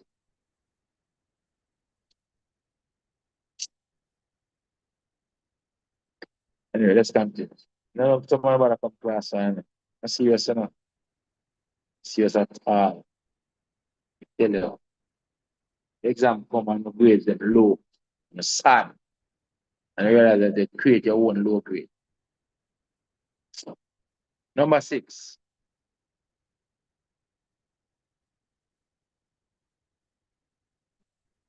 Circular measures. Question said, diagram below not drawn to scale. So a field in the shape of a sector of a circle, center O, and the diameter is 28. If the diameter is 28, let's make a note. Means that the radius is 14 meters. We tend to work in the radius. This angle is 90 degrees. This angle is 90 degrees. So this basically is quarter of a circle, don't it? That's a quarter circle. Quarter circle. Keep it simple. The angle is 90 degrees of a quarter circle. So the area is a quarter of the area of a circle. The arc is a quarter of the circumference. Keep it simple. If the angle is 90 degrees, it's a quarter of a circle. Keep it simple, because 90 over 360 would have been a quarter anyway. Right? So the quarter circle we have. We want the area of the field. Area of the field is a quarter of pi r squared. Quarter of the area of a circle. Quarter of pi r squared. When someone multiply pi 22 over 7. So this becomes a quarter of 22 over 7 times 14 squared. Put that in the calculator. The quarter circle of it. If you wanted, you could have put 90 over 360, but that's still a quarter. It's a quarter. So the quarter times pi, which I'm supposed to use 22 over 7, times 14 squared. That's 154. 154, and it is in meters. So it's 154 meters squared. Not centimeters squared, meters squared. Next one, the perimeter. They want the perimeter. The perimeter is the radius plus the radius plus the arc. Everybody can see that. Radius plus the radius plus the arc. Perimeter of the field is equal to radius plus arc. The radius is how much? 14 plus 14 plus the arc. The arc is a quarter of the circumference, because a quarter circle is. The arc is quarter of the circumference. So the quarter of 2 pi r. Circumference is 2 pi r. Quarter of 2 pi r. Put it here so I'm ready for you. The arc right here becomes a quarter of 2 pi r. Because the circumference would have been 2 pi r. This arc is just a quarter of the entire circumference. Because the angle here is a quarter of 360. 90 degrees is a quarter of 360. This becomes a quarter of 2 pi r. 2 times the pi is 22 over 7 times the r is 14. Put everything in the calculator as the perimeter of the field. 14 plus 14 plus a quarter times 2 times the pi is 22 over 7. Let's put everything in the calculator one time, times 14. That's 50 meters. 50 meters is the perimeter of this field up here in the shape of a sector. That look like a field that they play baseball. In the baseball, the sector like that they use in baseball. Then we come to this question now, a solid geometry question, object uniform cross section. So the formula go on this topic is volume equals cross-sectional area times length. I'm writing up here for you. Volume is cross-sectional area times length. Curved surface area is perimeter of the end times length. Total surface area is curved surface area plus 2 times the end area. Those are the 3 formulas governing this topic. A is for the end area, the cross-sectional area. L is for the length. Distance between the 2 ends is the length. The A is referring to the area of this triangle here, so the end area. And the P is the perimeter of the end. The P is the perimeter of the end. The P is the distance around the end of it here, so this plus this plus this. That's the perimeter of the end. Use these 3 formulas on this topic. Very easy. That's what I said. Calculate the area of the triangle ABC. That's the end area they want. That's the A in this formula they're asking us for. The end area. That is the end area they're asking us for. The cross-sectional area. The end area, the end of the shape. That's a triangle, half base times height. We need to find this side, don't it? That's a height. That's a 6, 8, 10 triangle. Realize that triple? 6, 8, 10. 3, 4, 5 triangle double. That's a 6, 8, 10. Remember these things. More things you know, the better. You have a 3, 4, 5 triangle that has been doubled to a 6, 8, 10. 3 to 4 to 5. Pythagorean triple. Multiply that by 2, get a 6 to 8 to 10. See, the hypotenuse is 10. One side is 6. This side is the 8. Is the 8. If you don't know, you can use Pythagoras system and get it. But the more things you know, the better. This side is 8 centimeters. How you know it's 8? By knowing the Pythagorean triple, or you have to calculate it like this. Square root of 10 squared minus 6 squared. That's Pythagoras' theorem to give you this side is 8. But better you know the 6, 8, 10 Pythagorean triple. So this side is 8. So the area becomes half base times height. Half base times height. So it's half base times height. That's half of 48, don't it? That's 24. 24 centimeters squared is the area of that end, the end area. Remember I told you so. End area A. End area A. This is the A in the formula that we use. The A for end area. Cross-sectional area, end area. All right? That's that. They said the length of the prism if the volume is 540. So remember, volume is cross-sectional area times length. They're asking us for the length. So divide the area. So the length is the volume over the end area that we just calculated. This is the volume that they just gave us. This thing is the volume is 540. That's what they just said. 540 cm cube. So this length is equal to the volume of 540 over the area that we just worked out, the 24, the end area that we just worked out.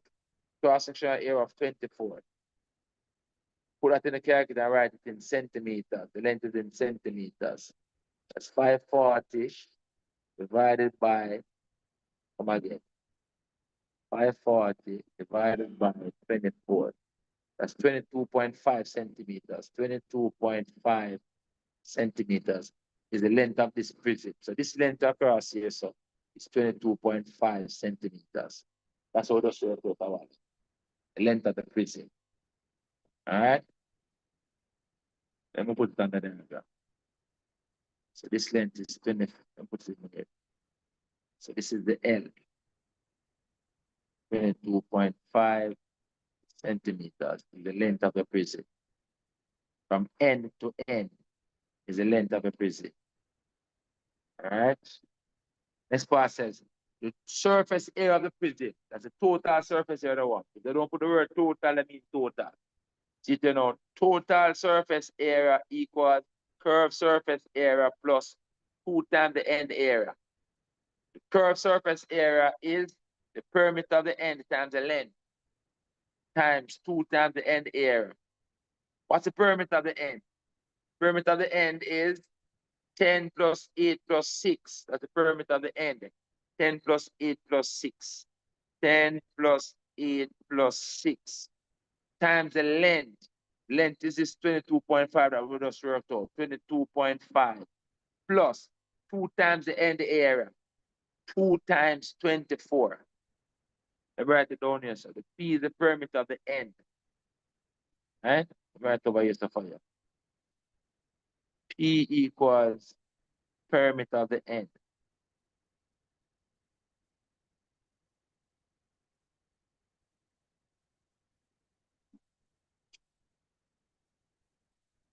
P is the perimeter of the end in this formula. Perimeter of the end. Those are the formula governing this topic. If you know them, the question get easy. I say what you need to know. You don't want to go in exam to figure out stuff. You want to pass exam and do well, know what you need to know. So that becomes 10 plus 8 plus 6. That's the perimeter of the end. Times the length, I would have worked out to 22.5 plus 2 times the end area, 2 times 24. That becomes 588 centimeters squared. A lot of people gonna go and work out that area, so. And the area over there, so I realize the two of them is the same.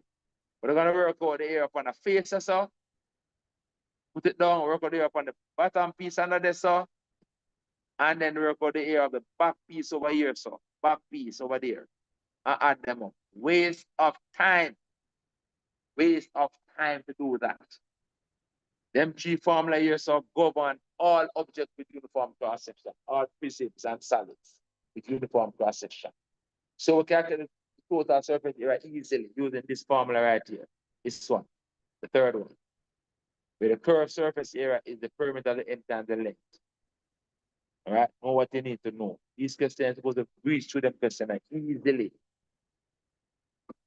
Know what you need to know. All right? It don't make sense we learn these things in class. And come on the exam paper and we can't do it. Additionally, we have done questions with prisms exactly like this. Classwork on this topic was a prism exactly like that. Because the dimensions different. I think those are 3, 4, 5 triangles at the time. And they gave it the length for you to find the volume. The reverse calculation was the same calculation in a sense. All right? It don't make no sense, guys, to get questions like this wrong. They're too easy. Number 5. 5 questions. Number 5. Number 5 says, PTR is not drawn to scale a quadrilateral. Q is a point on PT such that all these lengths are equal. Or you know them equal. These marks in that those three sides are equal. Right? It means that these three sides are equal. A side here and a side here and a side here equal. What does that mean? That's an isosceles triangle. That's an isosceles triangle. So since this angle is opposite that side, the angle opposite this side is the same, 76. Means then that this angle down here is also equal to 76 like that. 76 degrees. But it's isosceles, don't it? And if that is 76 and that is 76, total angle in the triangle is 180 degrees. That's all. So therefore, this angle right here becomes 180 minus these two, don't it? That's all? 180 minus 2 times 76. How much is that? 180 minus 2 times 76. 28 degrees. So this angle becomes 28 degrees. Let's show the working out how it's 28 degrees. So 28 degrees is 180 degrees minus 2 times 76 degrees. That's how we get the 28 degrees on the paper. Show the examiner. Then now, right here, you can find this angle. We're working out everything before we answer the question. You answer the question afterwards. This angle right here now is equal to the sum of these two. Why is that? Because the external angle of a triangle is equal to the sum of the two opposite interior angles. That's one way we can work it out. So it's 76 plus 76. Or you can say total angle on a straight line is 180. So therefore, this angle right here becomes 180 minus 28. So this angle right here, it's put on in red, is 180 minus 28. Minus 180. That's 156. That's 152. It is 180 degrees minus 28 degrees. That's what that angle is. And then now, these two angles equal, don't it? And the total angle in this triangle is 180 degrees, don't it? So to get those two angles, you're going to subtract the 180 and divide it by 2. You're going to get 14. Okay, you're going to get a difference of, you're going to get a difference. Then subtract, you're going to get 28 again. So see, you know, put on these two in purple for you.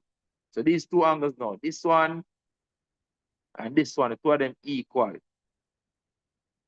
Because after isosceles triangle, side opposite this angle opposite that side, and the angle opposite that side are equal, because those two sides equal. Those are the two equal angles. And because the total angle triangle is 180, then this angle here becomes 180 degrees minus the 152 degrees divided by 2. That works out to be 14 degrees. The 180 minus back the 152 and give back the 28 divided by 2. So each of them is 14 degrees. So that angle is 14 degrees. Oh, this is better, Mr. Sharp. So this angle is also 14 degrees.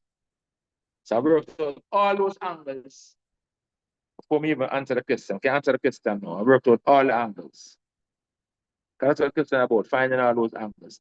Determine given reason for each step in the answer. Angle RQT. RQT, where is that? Right here. RQT. We have a calculation here, so. Right? So it's equal to 180 degrees minus 2 times 76 degrees, which is 28 degrees. Because the triangle is isosceles. Reason, it's a given reason. Total angle in isosceles triangle is 180 degrees. Total angle in the isosceles. Isosceles, that's why you have the two angles equal, but the isosceles. Isosceles triangle is 180 degrees. That's why I have the 180 here. So the isosceles account for the 2 times 76, and the 180 account for the total angle. And so the remaining angle down here is 28 degrees. Next angle I want is angle PRT. PRT. PRT becomes 90. It becomes 14 plus 76. See that? Becomes 14 plus 76. This equals 14 degrees plus 76 degrees, which is 90 degrees. That's angle PRT. And we have the 14 up there, so already. Show how we get the 14 on the diagram up here. Right? That is it. PRT is the sum of the 14 and the 76. That gives you 90 degrees. And I have, I got the 14 degrees up here. 180 minus 152. Also have this angle, I got the angle on the diagram. All those calculations, I'm leaving them on the diagram. The 152 and the 14, I'm leaving them on the diagram. All right. So everything is there. Next one. I said angle SPT, must calculate angle SPT, given that angle SRT is 144 and PSR is 100. Let's put them on. So angle SRT is 145. SRT is 145. SRT. SRT is 145. So what they're saying is that all of this angle is 145. SRT. Everything over here says 145 degrees. That red angle is 145 degrees. But up here is 90. So it means that the remaining angle right here, let's put on a different color, let's put on in blue. Remaining angle here is 145 minus 90. But I can appreciate that. But I can appreciate that. Remember, just work out that this is 90, you know. It's a 90. We just worked out a while ago. The 14 plus 76 is a 90. Now they tell us that everything across is 125, 145. So it means that this blue angle in here becomes 145 minus 90. How much is that?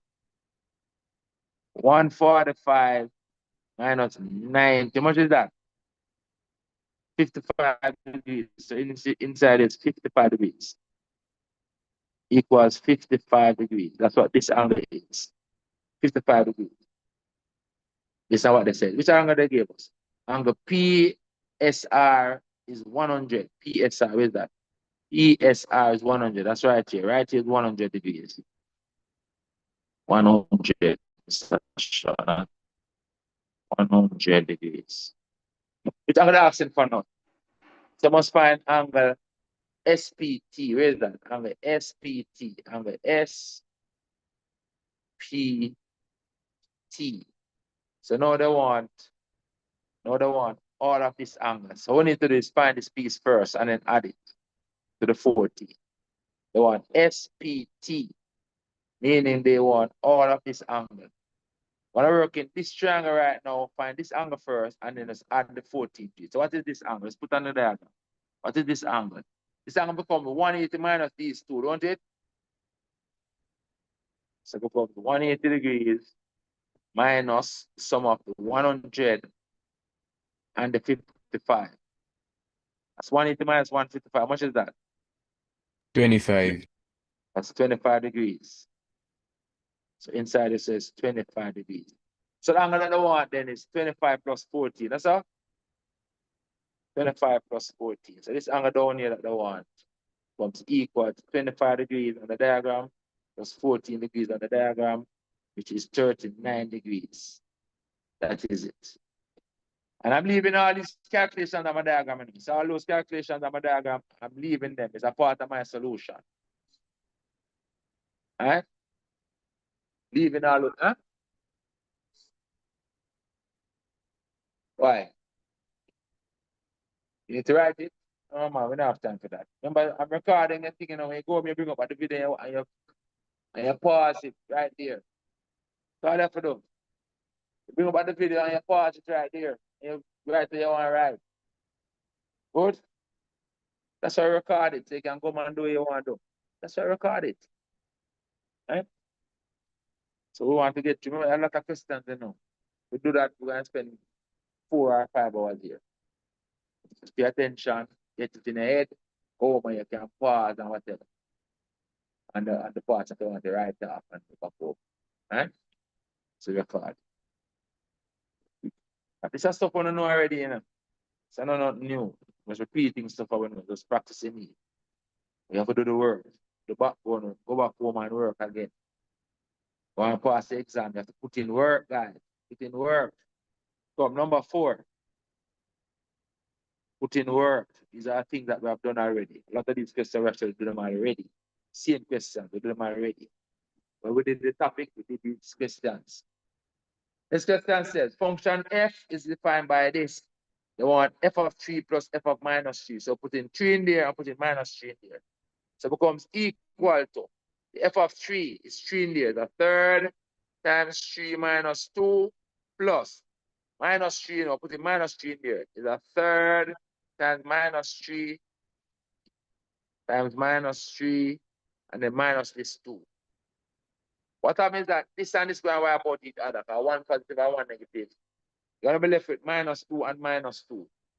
So that's going to become negative 4. Equal negative 4. So that this and this is what is left. These two are eliminating each other. You're left with negative 2 and negative 2. They add to negative 4. Next one, they want. Find the value of x if f of x equals 5. If f of x equals 5, we're going to put this expression equals 5 and solve it. It means that a third x minus 2 is now equal to 5. That's what it means. And so we're solving this for x. Take over the 2 first and add it to get a third x equals 7. Then multiply the 3, you get x equals 7 times 3, x equals 21. That is it. Very good? Nice and easy. Yes, Next sir. question. They want f to the minus 1 of x. Start with f equals a third x minus 2. That's it. A third x minus 2. Good. Want to inverse this now. Inverse this. Inverse it. Inverse this. Simple. The f becomes x. That is range becoming domain. Equal a third. X becomes f to the minus 1. Range in inverse function is f to the minus 1 minus back this 2. You're transposing everything away from that f now. Take over the 2 first and add it. You get x plus 2 equals a third f to the minus 1. To get rid of this third, you're going to multiply by the 3. Multiply by the 3. You multiply by the 3, you're going to get 3 times x plus 2 equals f to the minus 1. F to the minus 1 is equal to that. You can write the final line. The final line and say, therefore, f to the minus 1, put in by the of x now. Let's put it in. Of x is now equal to this thing. You can put 3x minus 6 if you want. I put back the 3 into x plus 2. Same thing. I put 3x plus 6. Your choice. Don't matter. That is it. Very good? That's f to the minus 1. 2 marks for that. Yeah? All right, next question. Lines and graph. Easy. I can read off everything from the graph. Beautiful. You can see the y-axis intercept. I can count out the gradient. Little girl, pay attention. Little girl, pay attention. What's the matter with you? Where about from class from? I go to your church and get to your mother. Pay attention and show her with the phone. Now what?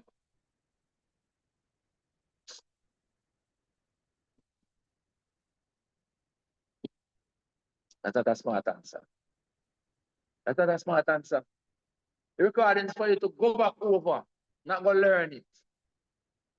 The recording is for revision purposes, to get a second run through of it. Try to pay attention and get it now.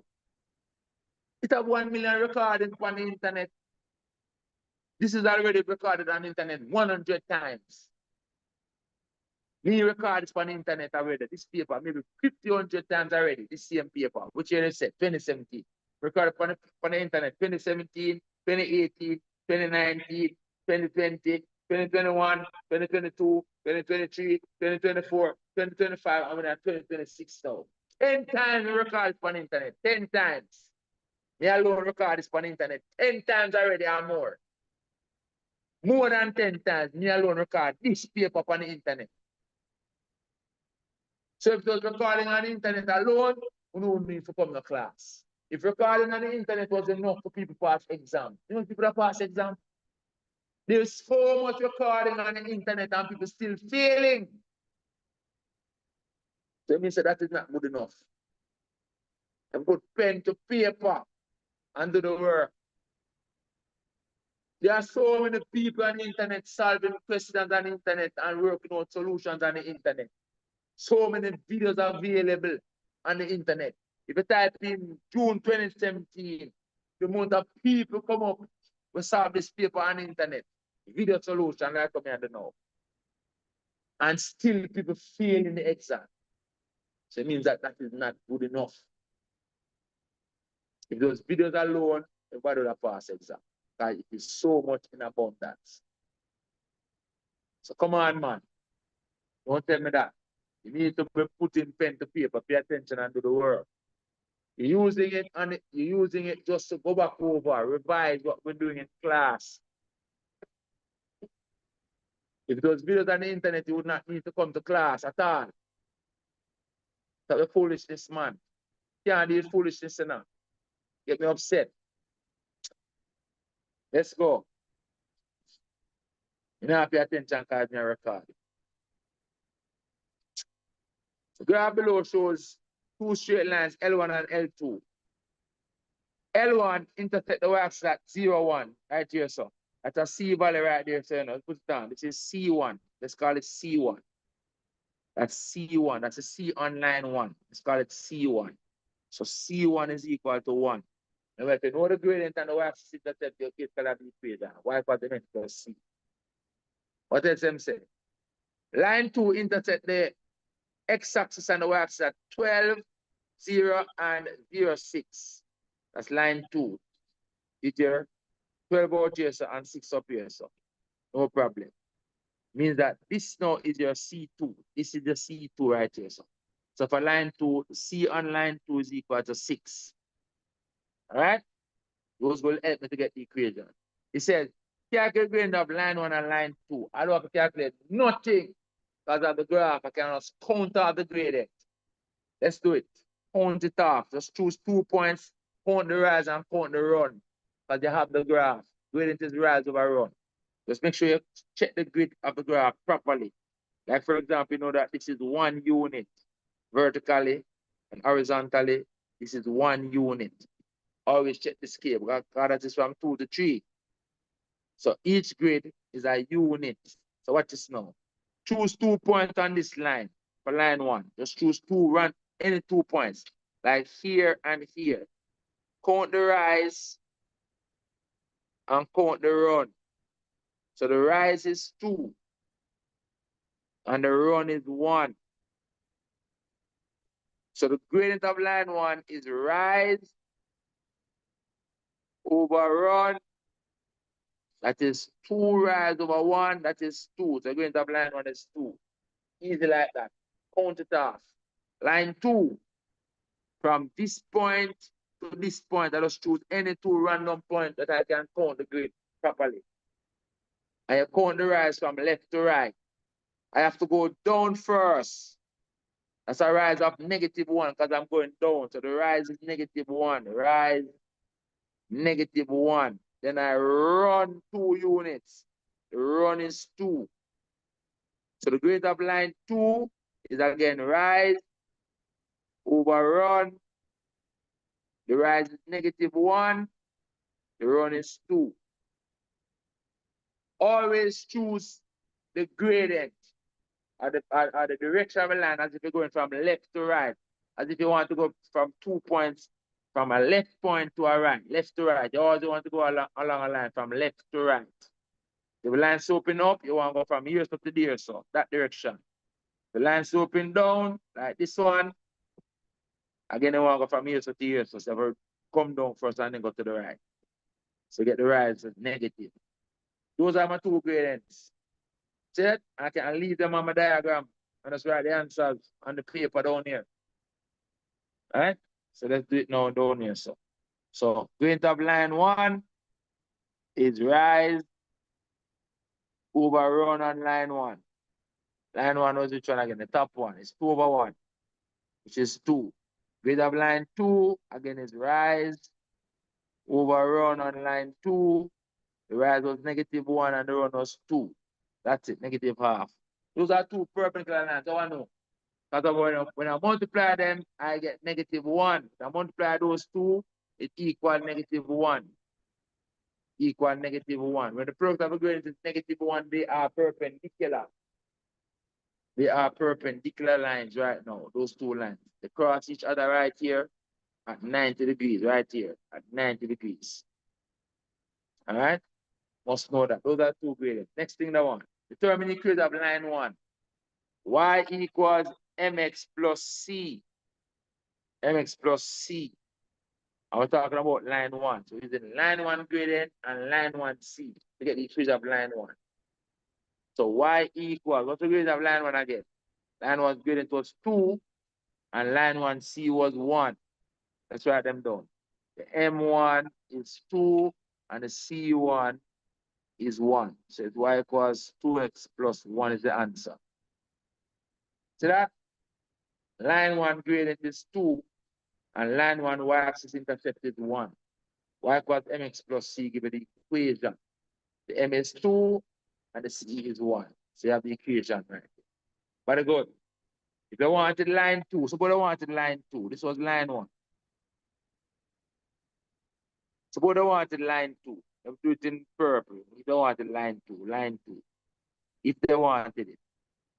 We use y equals mx plus c again, but we're talking about line 2 now. The m on line 2 would have been -1/2. The c on line 2 is 6. So the equation would have been y equals -1/2 x plus 6 if they wanted line 2. If they wanted line 2. Simple as that. But they never want line 2. So this is the answer. But I would did this for line 2 if they wanted line 2. Next question. What is the relationship between them? Give a reason. They are perpendicular. Glaringly, that's what the relationship is. Because the product of the gradient is equal -1. When you multiply this gradient and this gradient, you get the -1. One gradient is the negative reciprocal of the next one. So they are perpendicular. So line 1 is perpendicular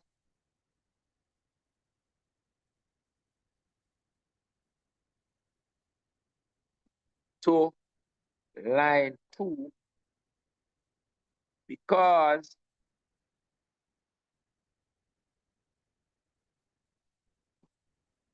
m1 times m2 is equal to -1.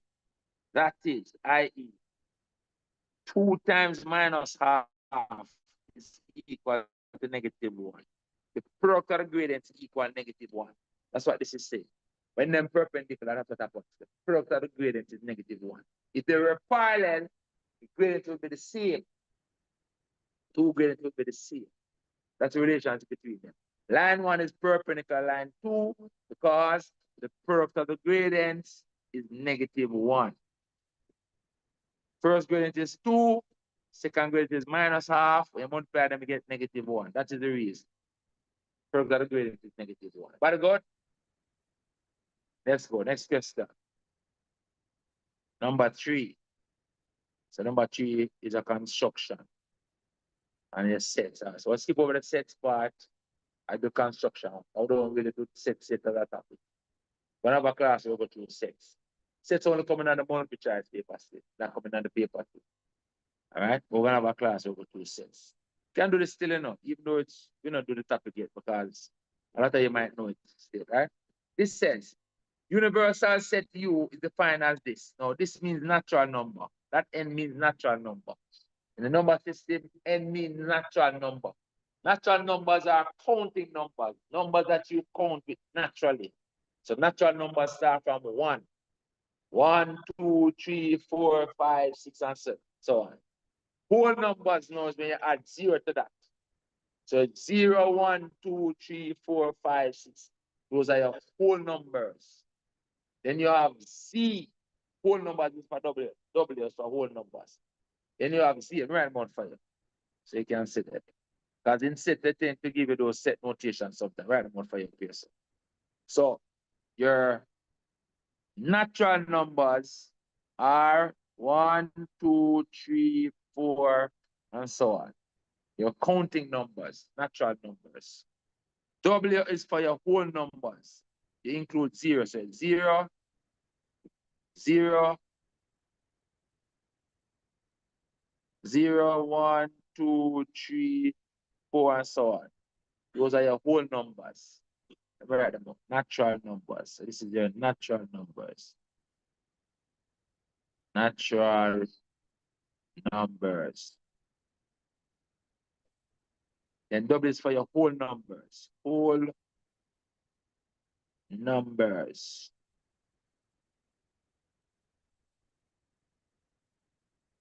So this is these. This is these. Then you have what we call your integers.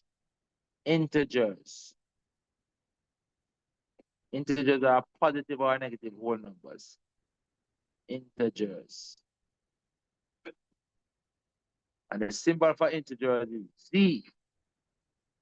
Symbol for integers is Z. And integers now are positive and negative whole numbers. So like -3, -2, -1, 0, 1, 2, 3, and so on. Positive or negative whole numbers, Z. Those are the main three type of thing you can get. They have R for real numbers. R for real numbers. Any real numbers they use R. R now is for real numbers. Fraction, any number. So R is just for real numbers. R is a set of real numbers. That's what R stands for, real numbers. And it can be any number. 0, fraction, decimal, positive, square root number, any number. Basically, is a real number. You have another type of number that they call, you have numbers that they call imaginary numbers. But you don't deal with imaginary numbers at this level. Complex numbers. All right? You only deal with the real numbers, as CSEC. The symbol for that is R. They can have what we call rational numbers. Rational number is any number that can be expressed as a fraction with a whole number, numerator and denominator. And they produce decimal, they produce decimal that terminate or decimal that repeat. Like for example, 0.33333. Repeated is 1/3. Right? As a repeating decimal. It's a rational number. If you have, for example, 0.25, then that's a quarter. Terminate, it ends, terminates. As a rational number. So rational numbers, when we have a decimal, they terminate or they repeat. Right? They repeat or they terminate. When a decimal, then you can have what we call an irrational number, like the square root of 2. Cannot be expressed as a fraction with a numerator, whole number, numerator, and denominator. Cannot be expressed as a fraction.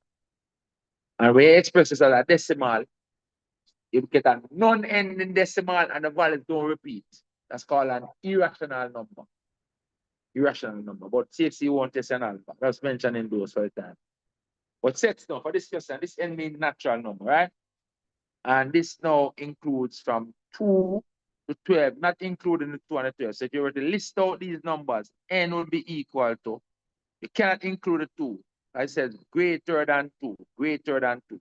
So start at 3. So it will be 3, 4, 5, 6, 7, 8, 9, 10, and 11. You can't include the 12 as either, because it's not equal on the 12.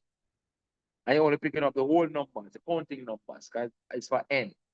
So that's your set. It says, M and R are subsets of U. R are the odd numbers. So looking for the odd numbers in this now, the odd numbers in this. So this would be set, the odd numbers, 3, 5, 7, 9, 11. Those are the odd numbers. These are the square numbers, perfect squares. Square numbers. So the first square number here I'm seeing is 4 and 9. Perfect square numbers. 4 and 9 are the square numbers there. Square number like 1 squared is 1. 1 is a square number. Then 4. Then 9. Then 16. Then 25. Those numbers that we call square numbers, right? Square numbers. It says list the members of M. See them here, so M. M equals 3, 5, 7, 9, 11, the odd numbers. Next one, let's just set R. R is a 4 and a 9. R is just a 4 and a 9, as we said. 4 and a 9. Next one, draw the Venn diagram. So the Venn diagram now is a diagram, the set diagram, where you're able to place all the values in their respective subsets, right? So this only have two subsets, M and R. I'm going to place the values in this. So you start out with a rectangle, and then you have subsets you draw them in circles, right? And you check if they intersect. Do they intersect? Do they have any intersection? Yes. There's an intersection. They intersect at 9. See it here? So those two subsets intersect. So we're going to draw two circles that intersect and put the 9 in. So we're going to draw a circle for one of them, and draw another circle for the other one. I'm going to put the 9 in there right now, the 9. Let's name them. So one of them is R. Let's put this one as the M. Let's put the bigger one as the M. The smaller one as the R. You're going to complete the M now. Complete the R first. This 4. Put it inside here, so 4. Then all the other values in the M, you're going to put them in here. That's a 3 to 5, 3, 5, 7, and the 11. 3, 5, 7, 11. Put them in there. Then all the other values in the universal set, put the UPS for universal set. All the other values in the universal set, you have to represent them. And they go on the outside here. They go on the outside of the M and the R. So what are those values? All other values to be used. So use the 3 here, so. We use the 4 here, so. We use the 5 here, so. Whenever use the 6, let's put the 6 out here. 6. Use the 7 right here, so. Never use the 8, put the 8 out here. Use the 9 right here, so. Never use the 10, put the 10 out here. Use 11 out here, so we have accounted for all numbers. Let's just make sure. How many values are there? 1, 2, 3, 4, 5, 6, 7, 8, 9. 9 numbers. Make sure we have all 9 numbers represented.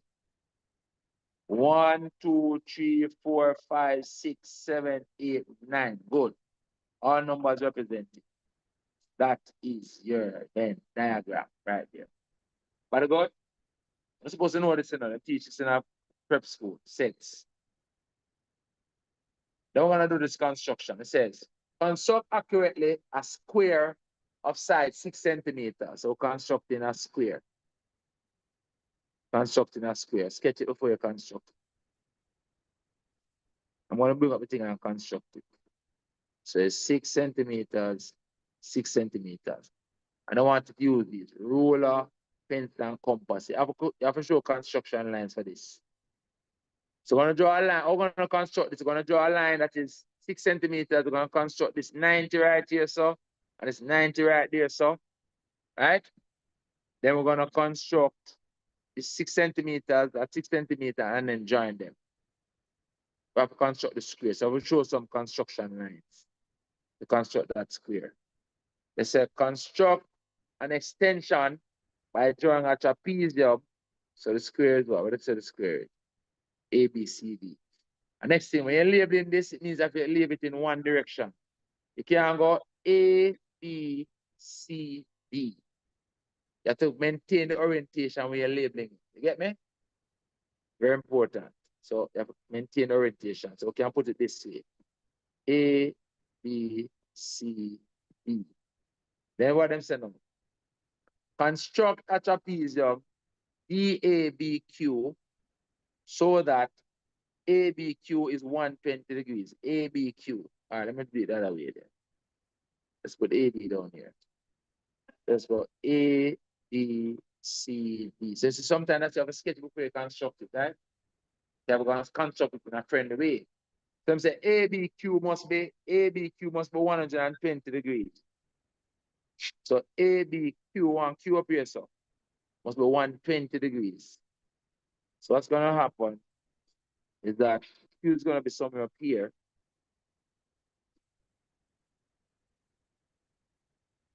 So it's that this angle is 120 degrees. So Q is going to be up here somewhere. And then we're going to join this. I'm going to have a trapezium Q. See it? So it's going to be, trapezium is going to be D, A, B, Q. Good. So sketch it in construction. That's what we're constructing that we see on the diagram there now. That's what we're going to construct. Sketch it, then you construct it. Easy way to do that. So read the information, sketch out what they say, and then you construct. Get me? So they will construct. And them say after that, you must measure and see the length of BQ. So we're going to need to find the length of this line. Measure that. Let's do it. Let's do it.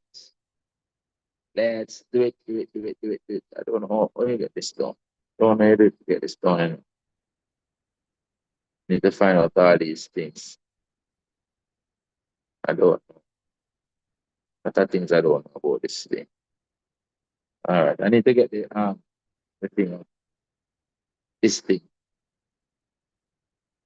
I need to get this thing on.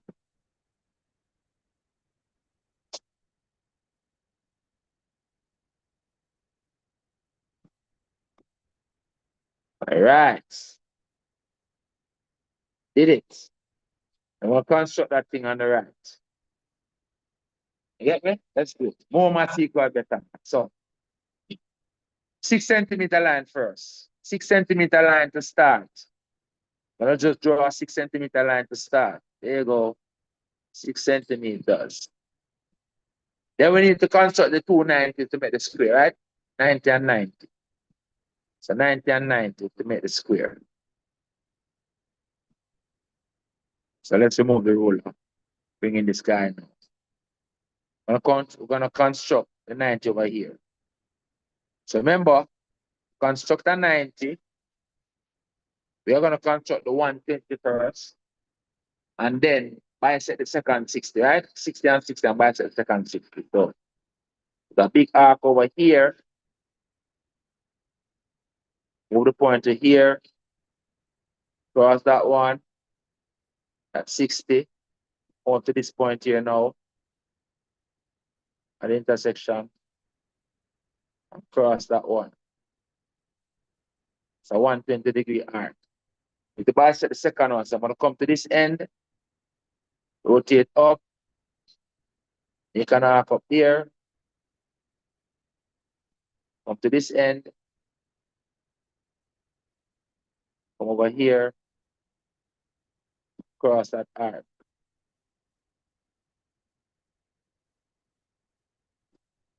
And I draw the straight line through there, so now that's my 90 degree. Let me draw it right through. So I can draw it right through and then mark off where 6 centimeter would be. So I'm gonna draw it right through to get my 90, right through here.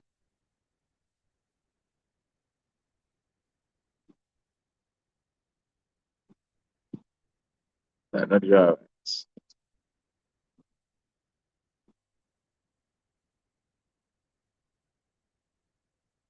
I'm gonna mark off 6 centimeters. Remember the original line is 6 centimeters. Watch this now.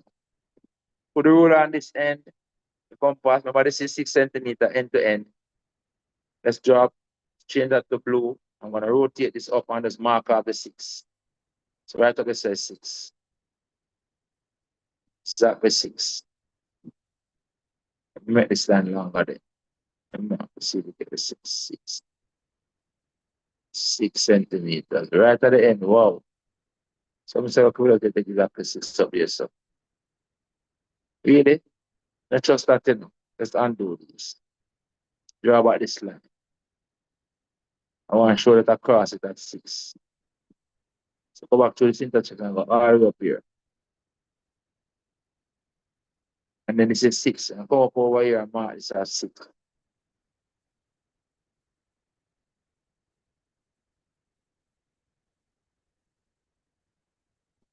That is 6. I need everything to be 6 now. Look, I can get 6 everywhere now. So this compass is over to 6, right? So I can come to this end, rotate this up here, so mark an arc that is 6. I also need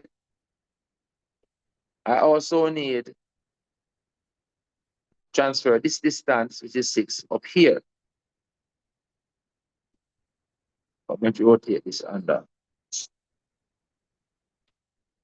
All right, I need this distance to be 6. Let me come over here like this. Thing going out the way. But this will be 6. I can do it from this other end. That thing going out the way, so I can't get it. Because the compass going out, I won't be able to grab the compass anymore. But up here would have been 6. I'd have come up here and then grab the compass and mark 6. It's going off the page. I won't be able to grab it. Or can I grab it? Can't grab it. Can I grab it? But it's right here. I would have make another mark there for the next 6 right there.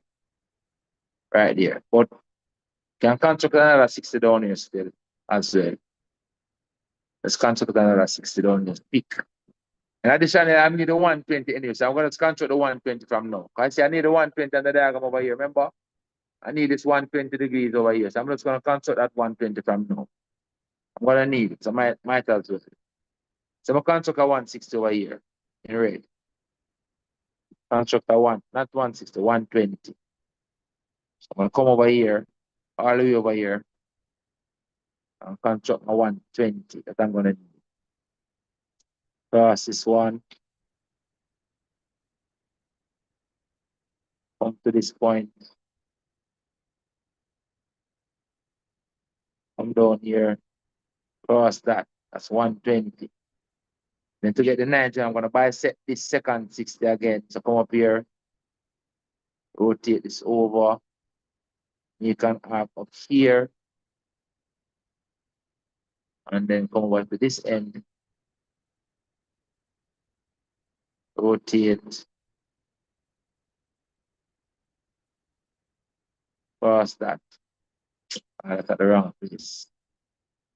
Wrong place, Mr. Shaw. Right here. Good. Cross that. All right. Now, if I draw a line through the intersection here and meet this line, then I have my square where that arc is. See there? Now that blue arc is 6 centimeters and that line is 90. And I can just join the top of here, so up here, top of this, the top of this. That's my square. Then I need to construct the 120, right? And that top line, I need to extend it. So I'm going to extend this line up the top all the way out to here.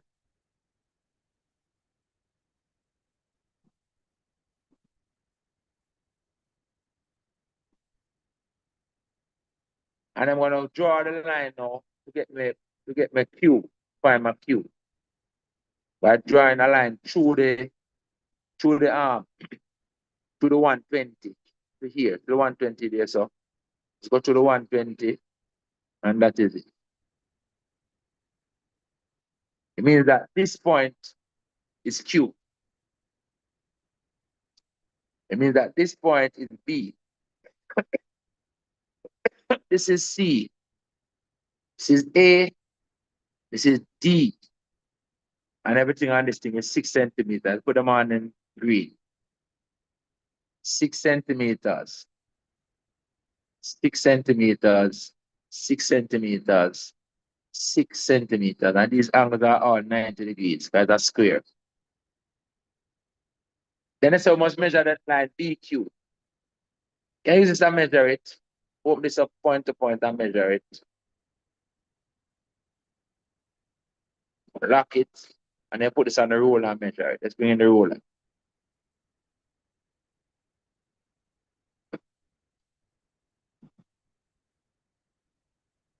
Zero. And then rotate the other end down and measure it. 7.1 centimeter. That looks like 7.1 centimeter. That PQ is 7.1 centimeter. Or 7 centimeters. That's it. All right, that was the construction right there for this question. All right. So I'm putting 7.1 centimeter for that. That's what we're constructing, right? All right.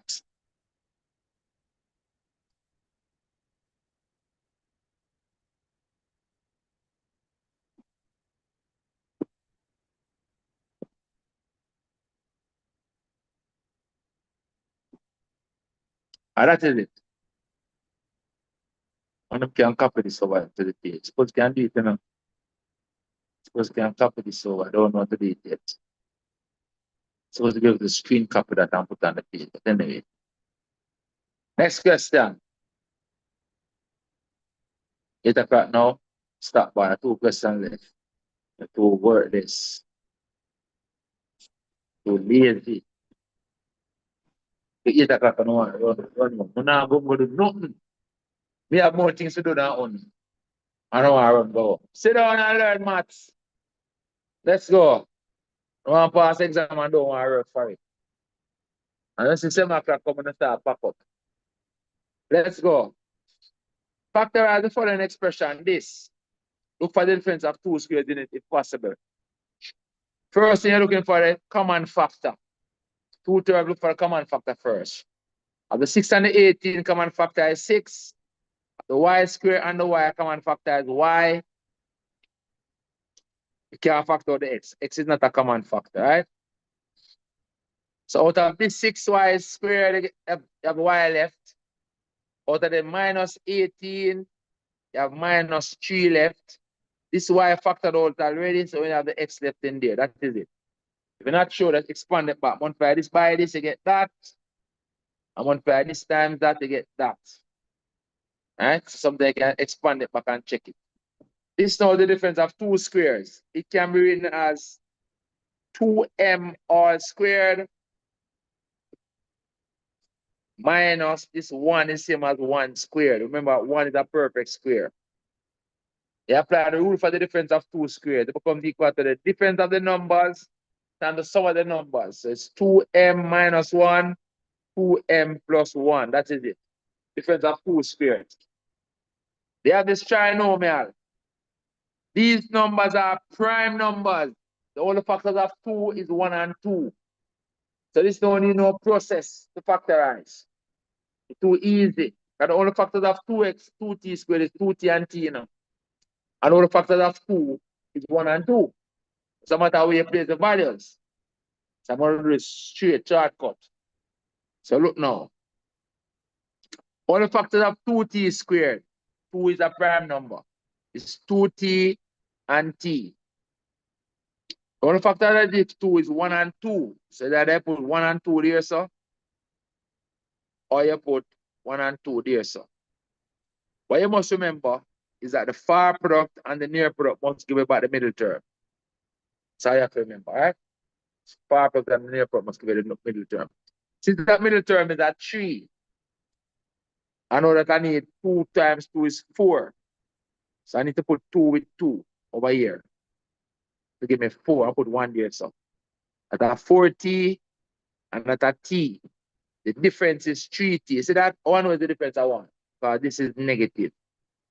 So I know the difference of the 2 product give me my middle term. Watch this now. My middle term is minus 3t. I need the larger of the far and the near product to be negative like my middle term. Which one is larger? 4t or t? Which one is larger? 4t. I need the 4t to be negative, so I put a minus here and I put a plus there. So those are my 2 factors. If you're not sure, you can check it. Look.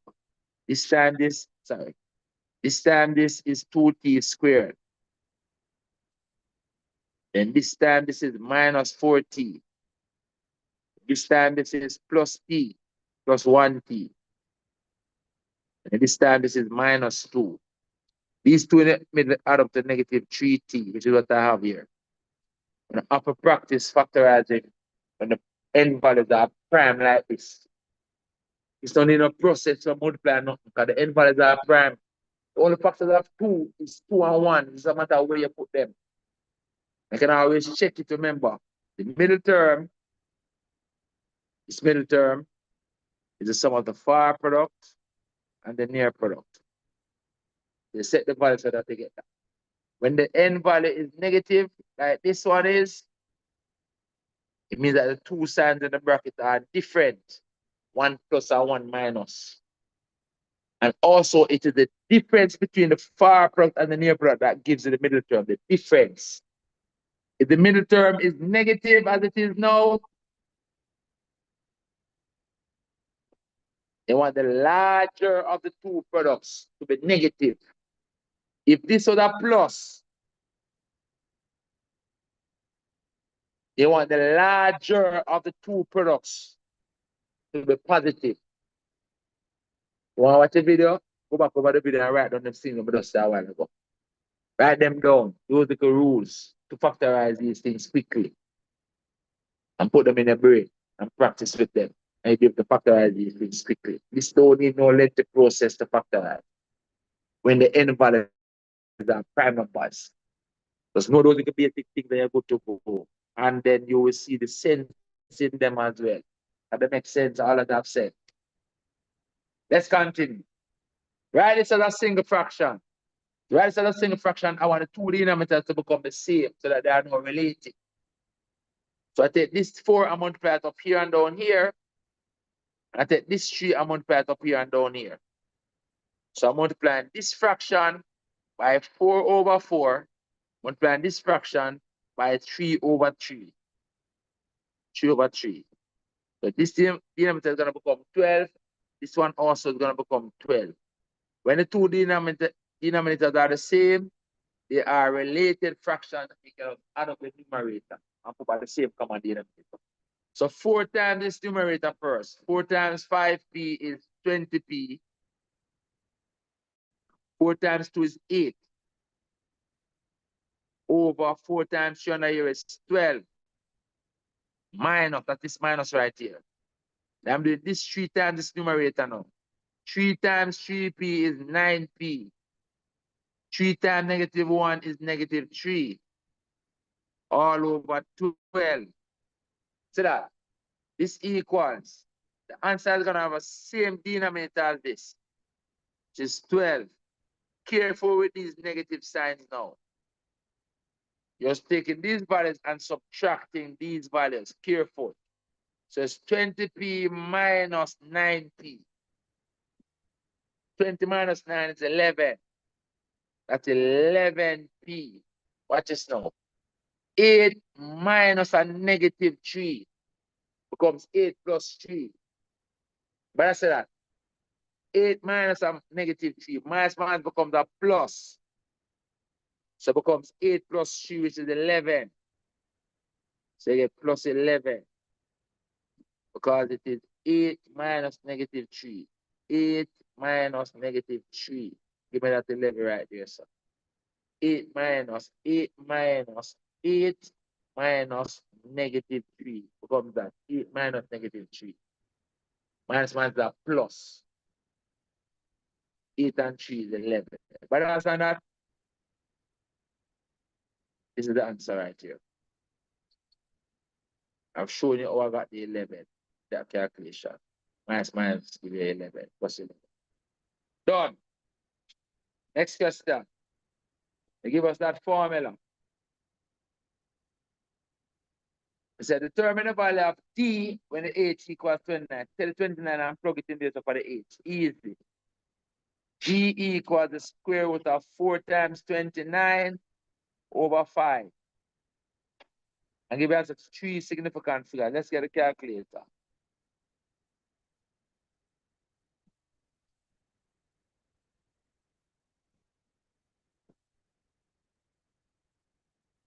So we're doing this thing with the calculator. Square root of a fraction 4 times 29 over 5. It gives us 4.816638. Let's call that 8. But the only want 3 significant figures. 3 significant figures is the first 3 non-zero values from left to right. See them here? 1, 2, 3 significant figures. Using this number to correct those is 6. 6 is more than 4, so it increases that by 1. So D to 3 significant is 4.82. That is the answer. But understand that? Good. Next one. Make H the subject. So we have this, I want to make H the subject. Let's write it down. D equals the square root of what? 4H over 5. We want to make H a subject. So I want to transpose everything away from the H. First thing we need to do is get rid of the square root sign. Inverse of square root is a square. So you're going to square both sides first. But say that. Square both sides first. The square will cancel away that square root. And so you're going to end up with D squared equals 4H over 5. Square root sign gone. What is that? Then to make H a subject, simple. Multiply the 5 and divide on the 4. Multiply the 5 and divide on the 4. Right, this 5 better, Mr. Shaw. So you're going to multiply the 5 and divide on the 4. So you're going to get 5D squared over 4 equals H. So that multiply, transpose everything away from the H and put H on the left hand side and say, turn this around, turn it around. You're right, i.e., that is, the H is 5D squared over 4. That's the answer. That's the answer right there. Question done. Very good. So what did I do here? Square both sides. What did I do here? Square both sides. That's what that 2 is. That's square both sides. To get rid of that square root. Even though, boy. Next question. You don't have an easy time in the exam. You don't have an easy time in the exam. You don't have an exam room go suffer. That's not the problem.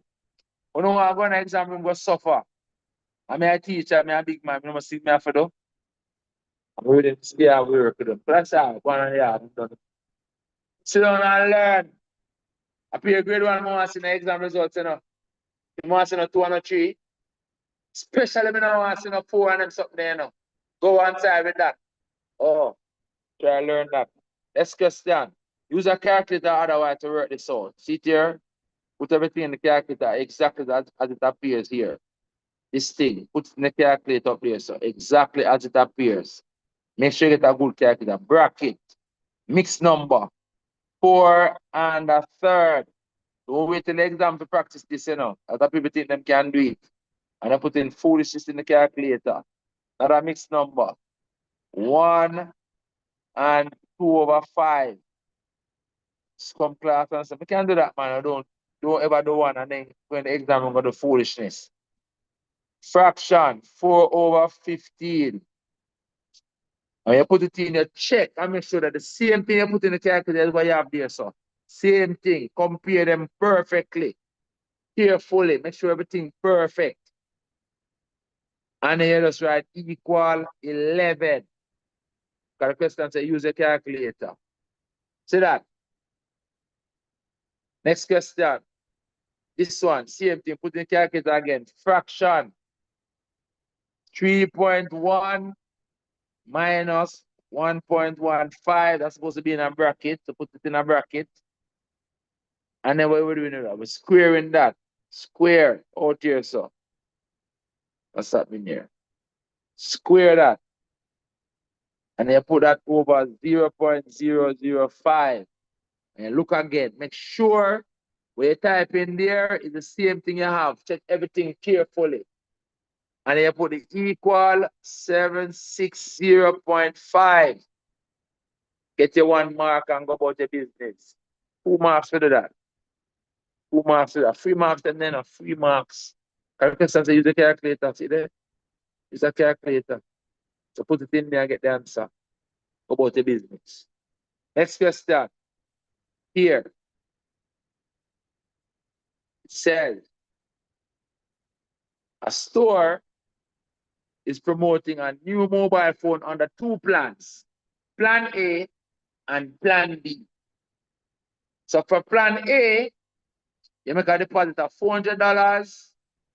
You book monthly installment of $65. You're doing that for 12 months. And the tax, there's no tax for plan A. No tax. For plan B, depositing $600. You pay $80 monthly. You only pay for 6 months, but then tax on all payments. You get a total payment, you have to pay a tax of 5%. So you're paying 5% more than the total.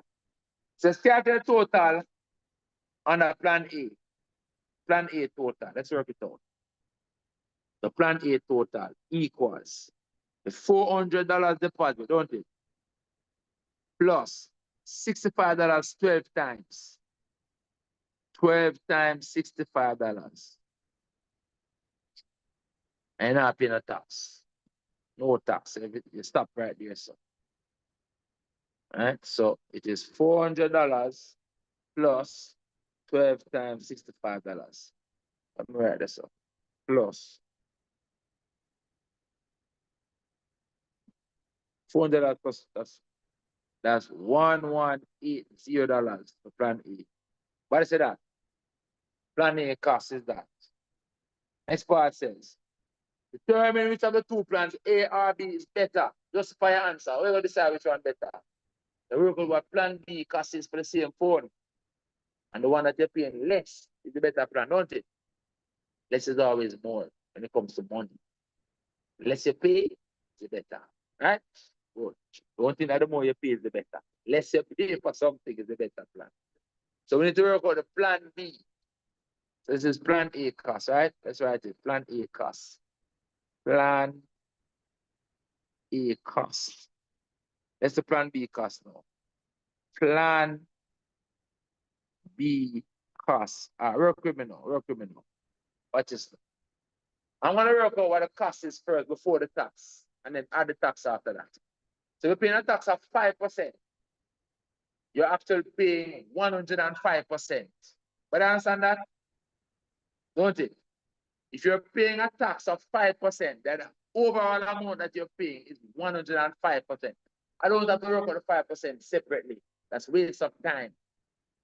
So I can see what the total cost is and then multiply that by 105%. Because you're paying 5% more. So you're actually paying 105% of the total, right? So let's work it out. So make a down payment of $600.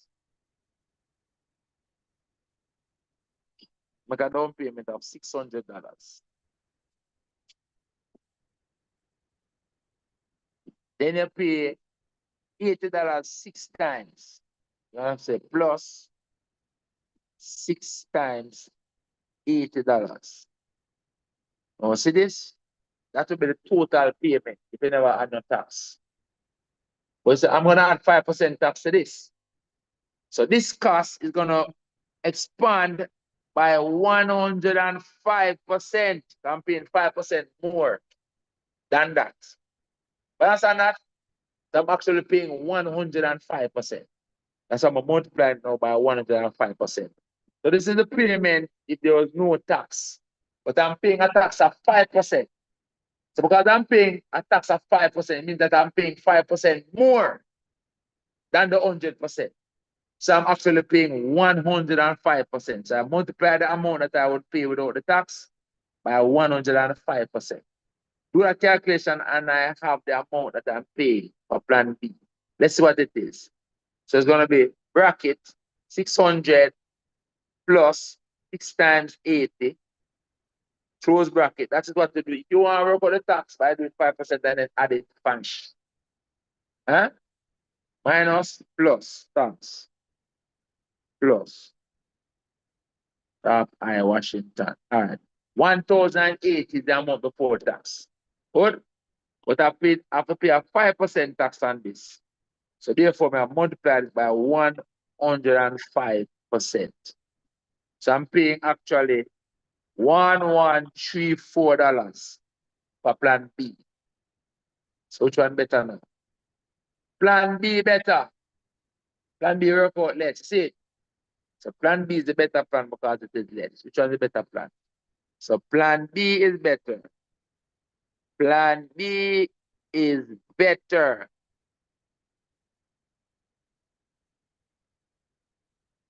Because it is cheaper. It's cheaper. That's what makes it better. Getting it for less. See that? Real life. In real life, cheaper is better. For the same thing. Yes, for the same thing. It's for the same thing. Same phone. It must have two different phones. It says store is promoting a new phone, same phone, one phone. If you buy the phone on a plan A, you're paying this amount of dollars for it. If you buy the phone on a plan B, you're paying this amount for it.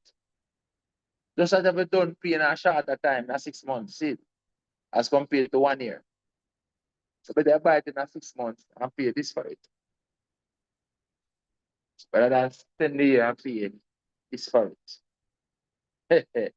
You see, especially if this is US dollars. Put on your back, boy. All right. Next question. Don't get me upset in here. It says John's monthly electrical bill is based on the number of kilowatt hours of electricity that he consumes for that month. The people who pay electricity bill must understand this. He says he is charged $510 per kilowatt hour. All that means is that for every kilowatt hour, he pays $5.10 per kilowatt hour. So for every kilowatt hour, he's paid $5.10. So if it's 2 kilowatt hours in use, he's paying 2 times that. If it's 3 kilowatt hours in use, he's paying 3 times that, right? Simple. It's for the month of March, 2 meter readings are displayed. So these are the 2 meter readings. So the difference between these 2 meter readings is the amount that you use now. So this is at the beginning of the month. That's at the beginning of the month. That's at the end of the month. The difference is the amount that you use. See that? Question says, can I get the total amount John pays for electricity consumption for the month of March? We want to know how much he use. So based on this, he used. This minus this, right? Let's subtract it. Subtract the amount to know that how much he used. So that's 3307. How can I subtract them 3 numbers here? This minus it. That digit are the same. Right? This digit is the same. This digit is the same. So what he really used is the difference of these 2 numbers. This minus this. So it's 307 minus 11. So it's 307 comparing these 2 numbers. This is 307 and this is really 11 minus 11 equals. Make sense? So I'm use 296 kilowatt hours of electricity.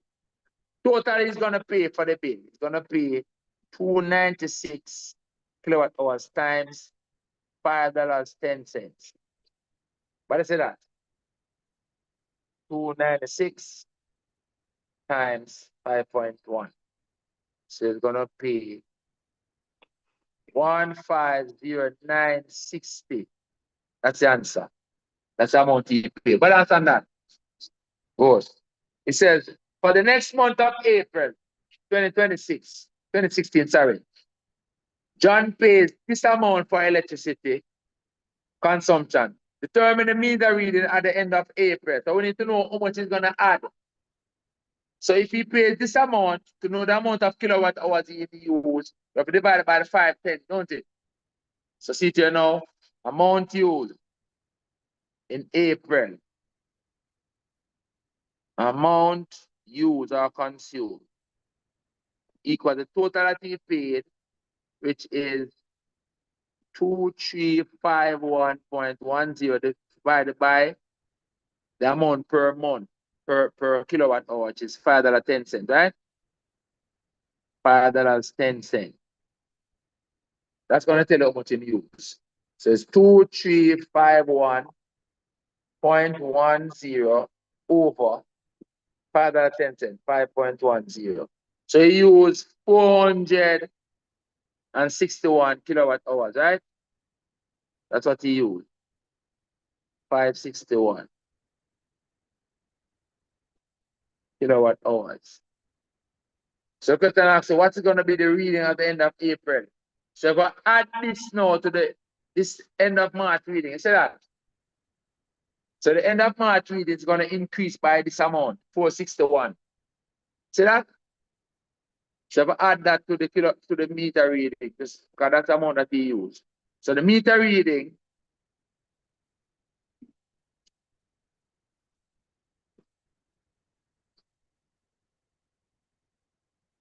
is gonna be the original reading in this at the end of March is 03307 plus the amount that you use, 461.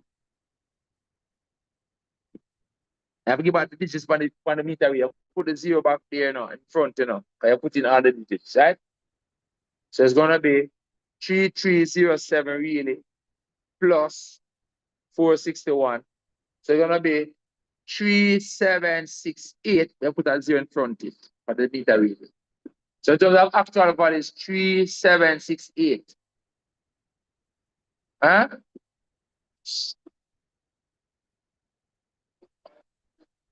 Look. So we're telling him what the meter reading is gonna be. The meter reading of a zero in front of it. The question of what the meter reading is gonna be, see there?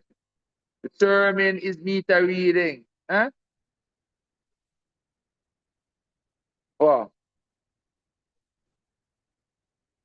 Where? I mean.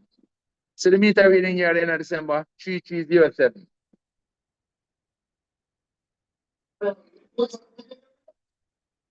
You not pay attention, boy.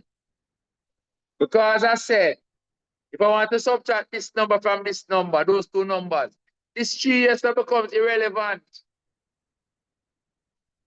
You see that? You see that now? That 3 becomes irrelevant in taking the amount of the meter what is used. It becomes this value minus this value because this 3 becomes irrelevant. Because this meter reading has 3,000 in it and this one has 3,000 in it as well. So the real usage is the difference between those two numbers. You go now? But for the meter reading, you want to put it up as a put it up as a. You don't want to put, you don't need to forget it, don't you? But do the math like we have sense now, man. All right, good. Now we're talking about the meter reading now. So we're doing this meter reading down here, so. What's me right for this? Put me in a board. That's our subtract. All right? Then down here, want to get what the next meter reading is gonna be. So we take the original meter reading and add on the amount used on it. You see that? And because the question asks for the meter reading, we have to put the zero in front. We have to put the zero in front because the meter reading has a zero in front. You see that? The material value of the meter reading is this. I know it is this. But the meter reading has a zero in front of it. And the question asks for the meter reading. That's what it says. Determine the meter reading. You will put by the zero on the front of the meter reading. You understand that? Good? The important to answer the question. You put by the zero there. So that's why I put the zero in front that even though it is immaterial to the calculation, that zero in front. But it is the meter reading. The meter reading starts with a zero. So I put it back there. This is the material value of the meter reading anyway. The zero here is just a place value, a placeholder on the meter. You get me? Good. So the digits on the meter after you add it, this is going to be this. We have to put the zero in front of it for the meter reading. And that is the answer. Everything important. But good? You know, it's not good, man. Yes, sir. Good man. I learn nothing. You learn anything? I hope you spell and put it in there now. Yeah, I forget the maths. I forget it. Brother, I forget this. All right, guys, that's it. So, Hey, look here. Thursday what? Thursday. We have mock exam Saturday morning, 8:45. We know about the police. 8:45 Saturday morning. Ah, no, say 40, Alright. sir. 8:45 a.m. Saturday morning. Serious time now. And people with SPAs, I need to be getting SPAs now, please. SPAs have to be submitted on Monday. I need to get them.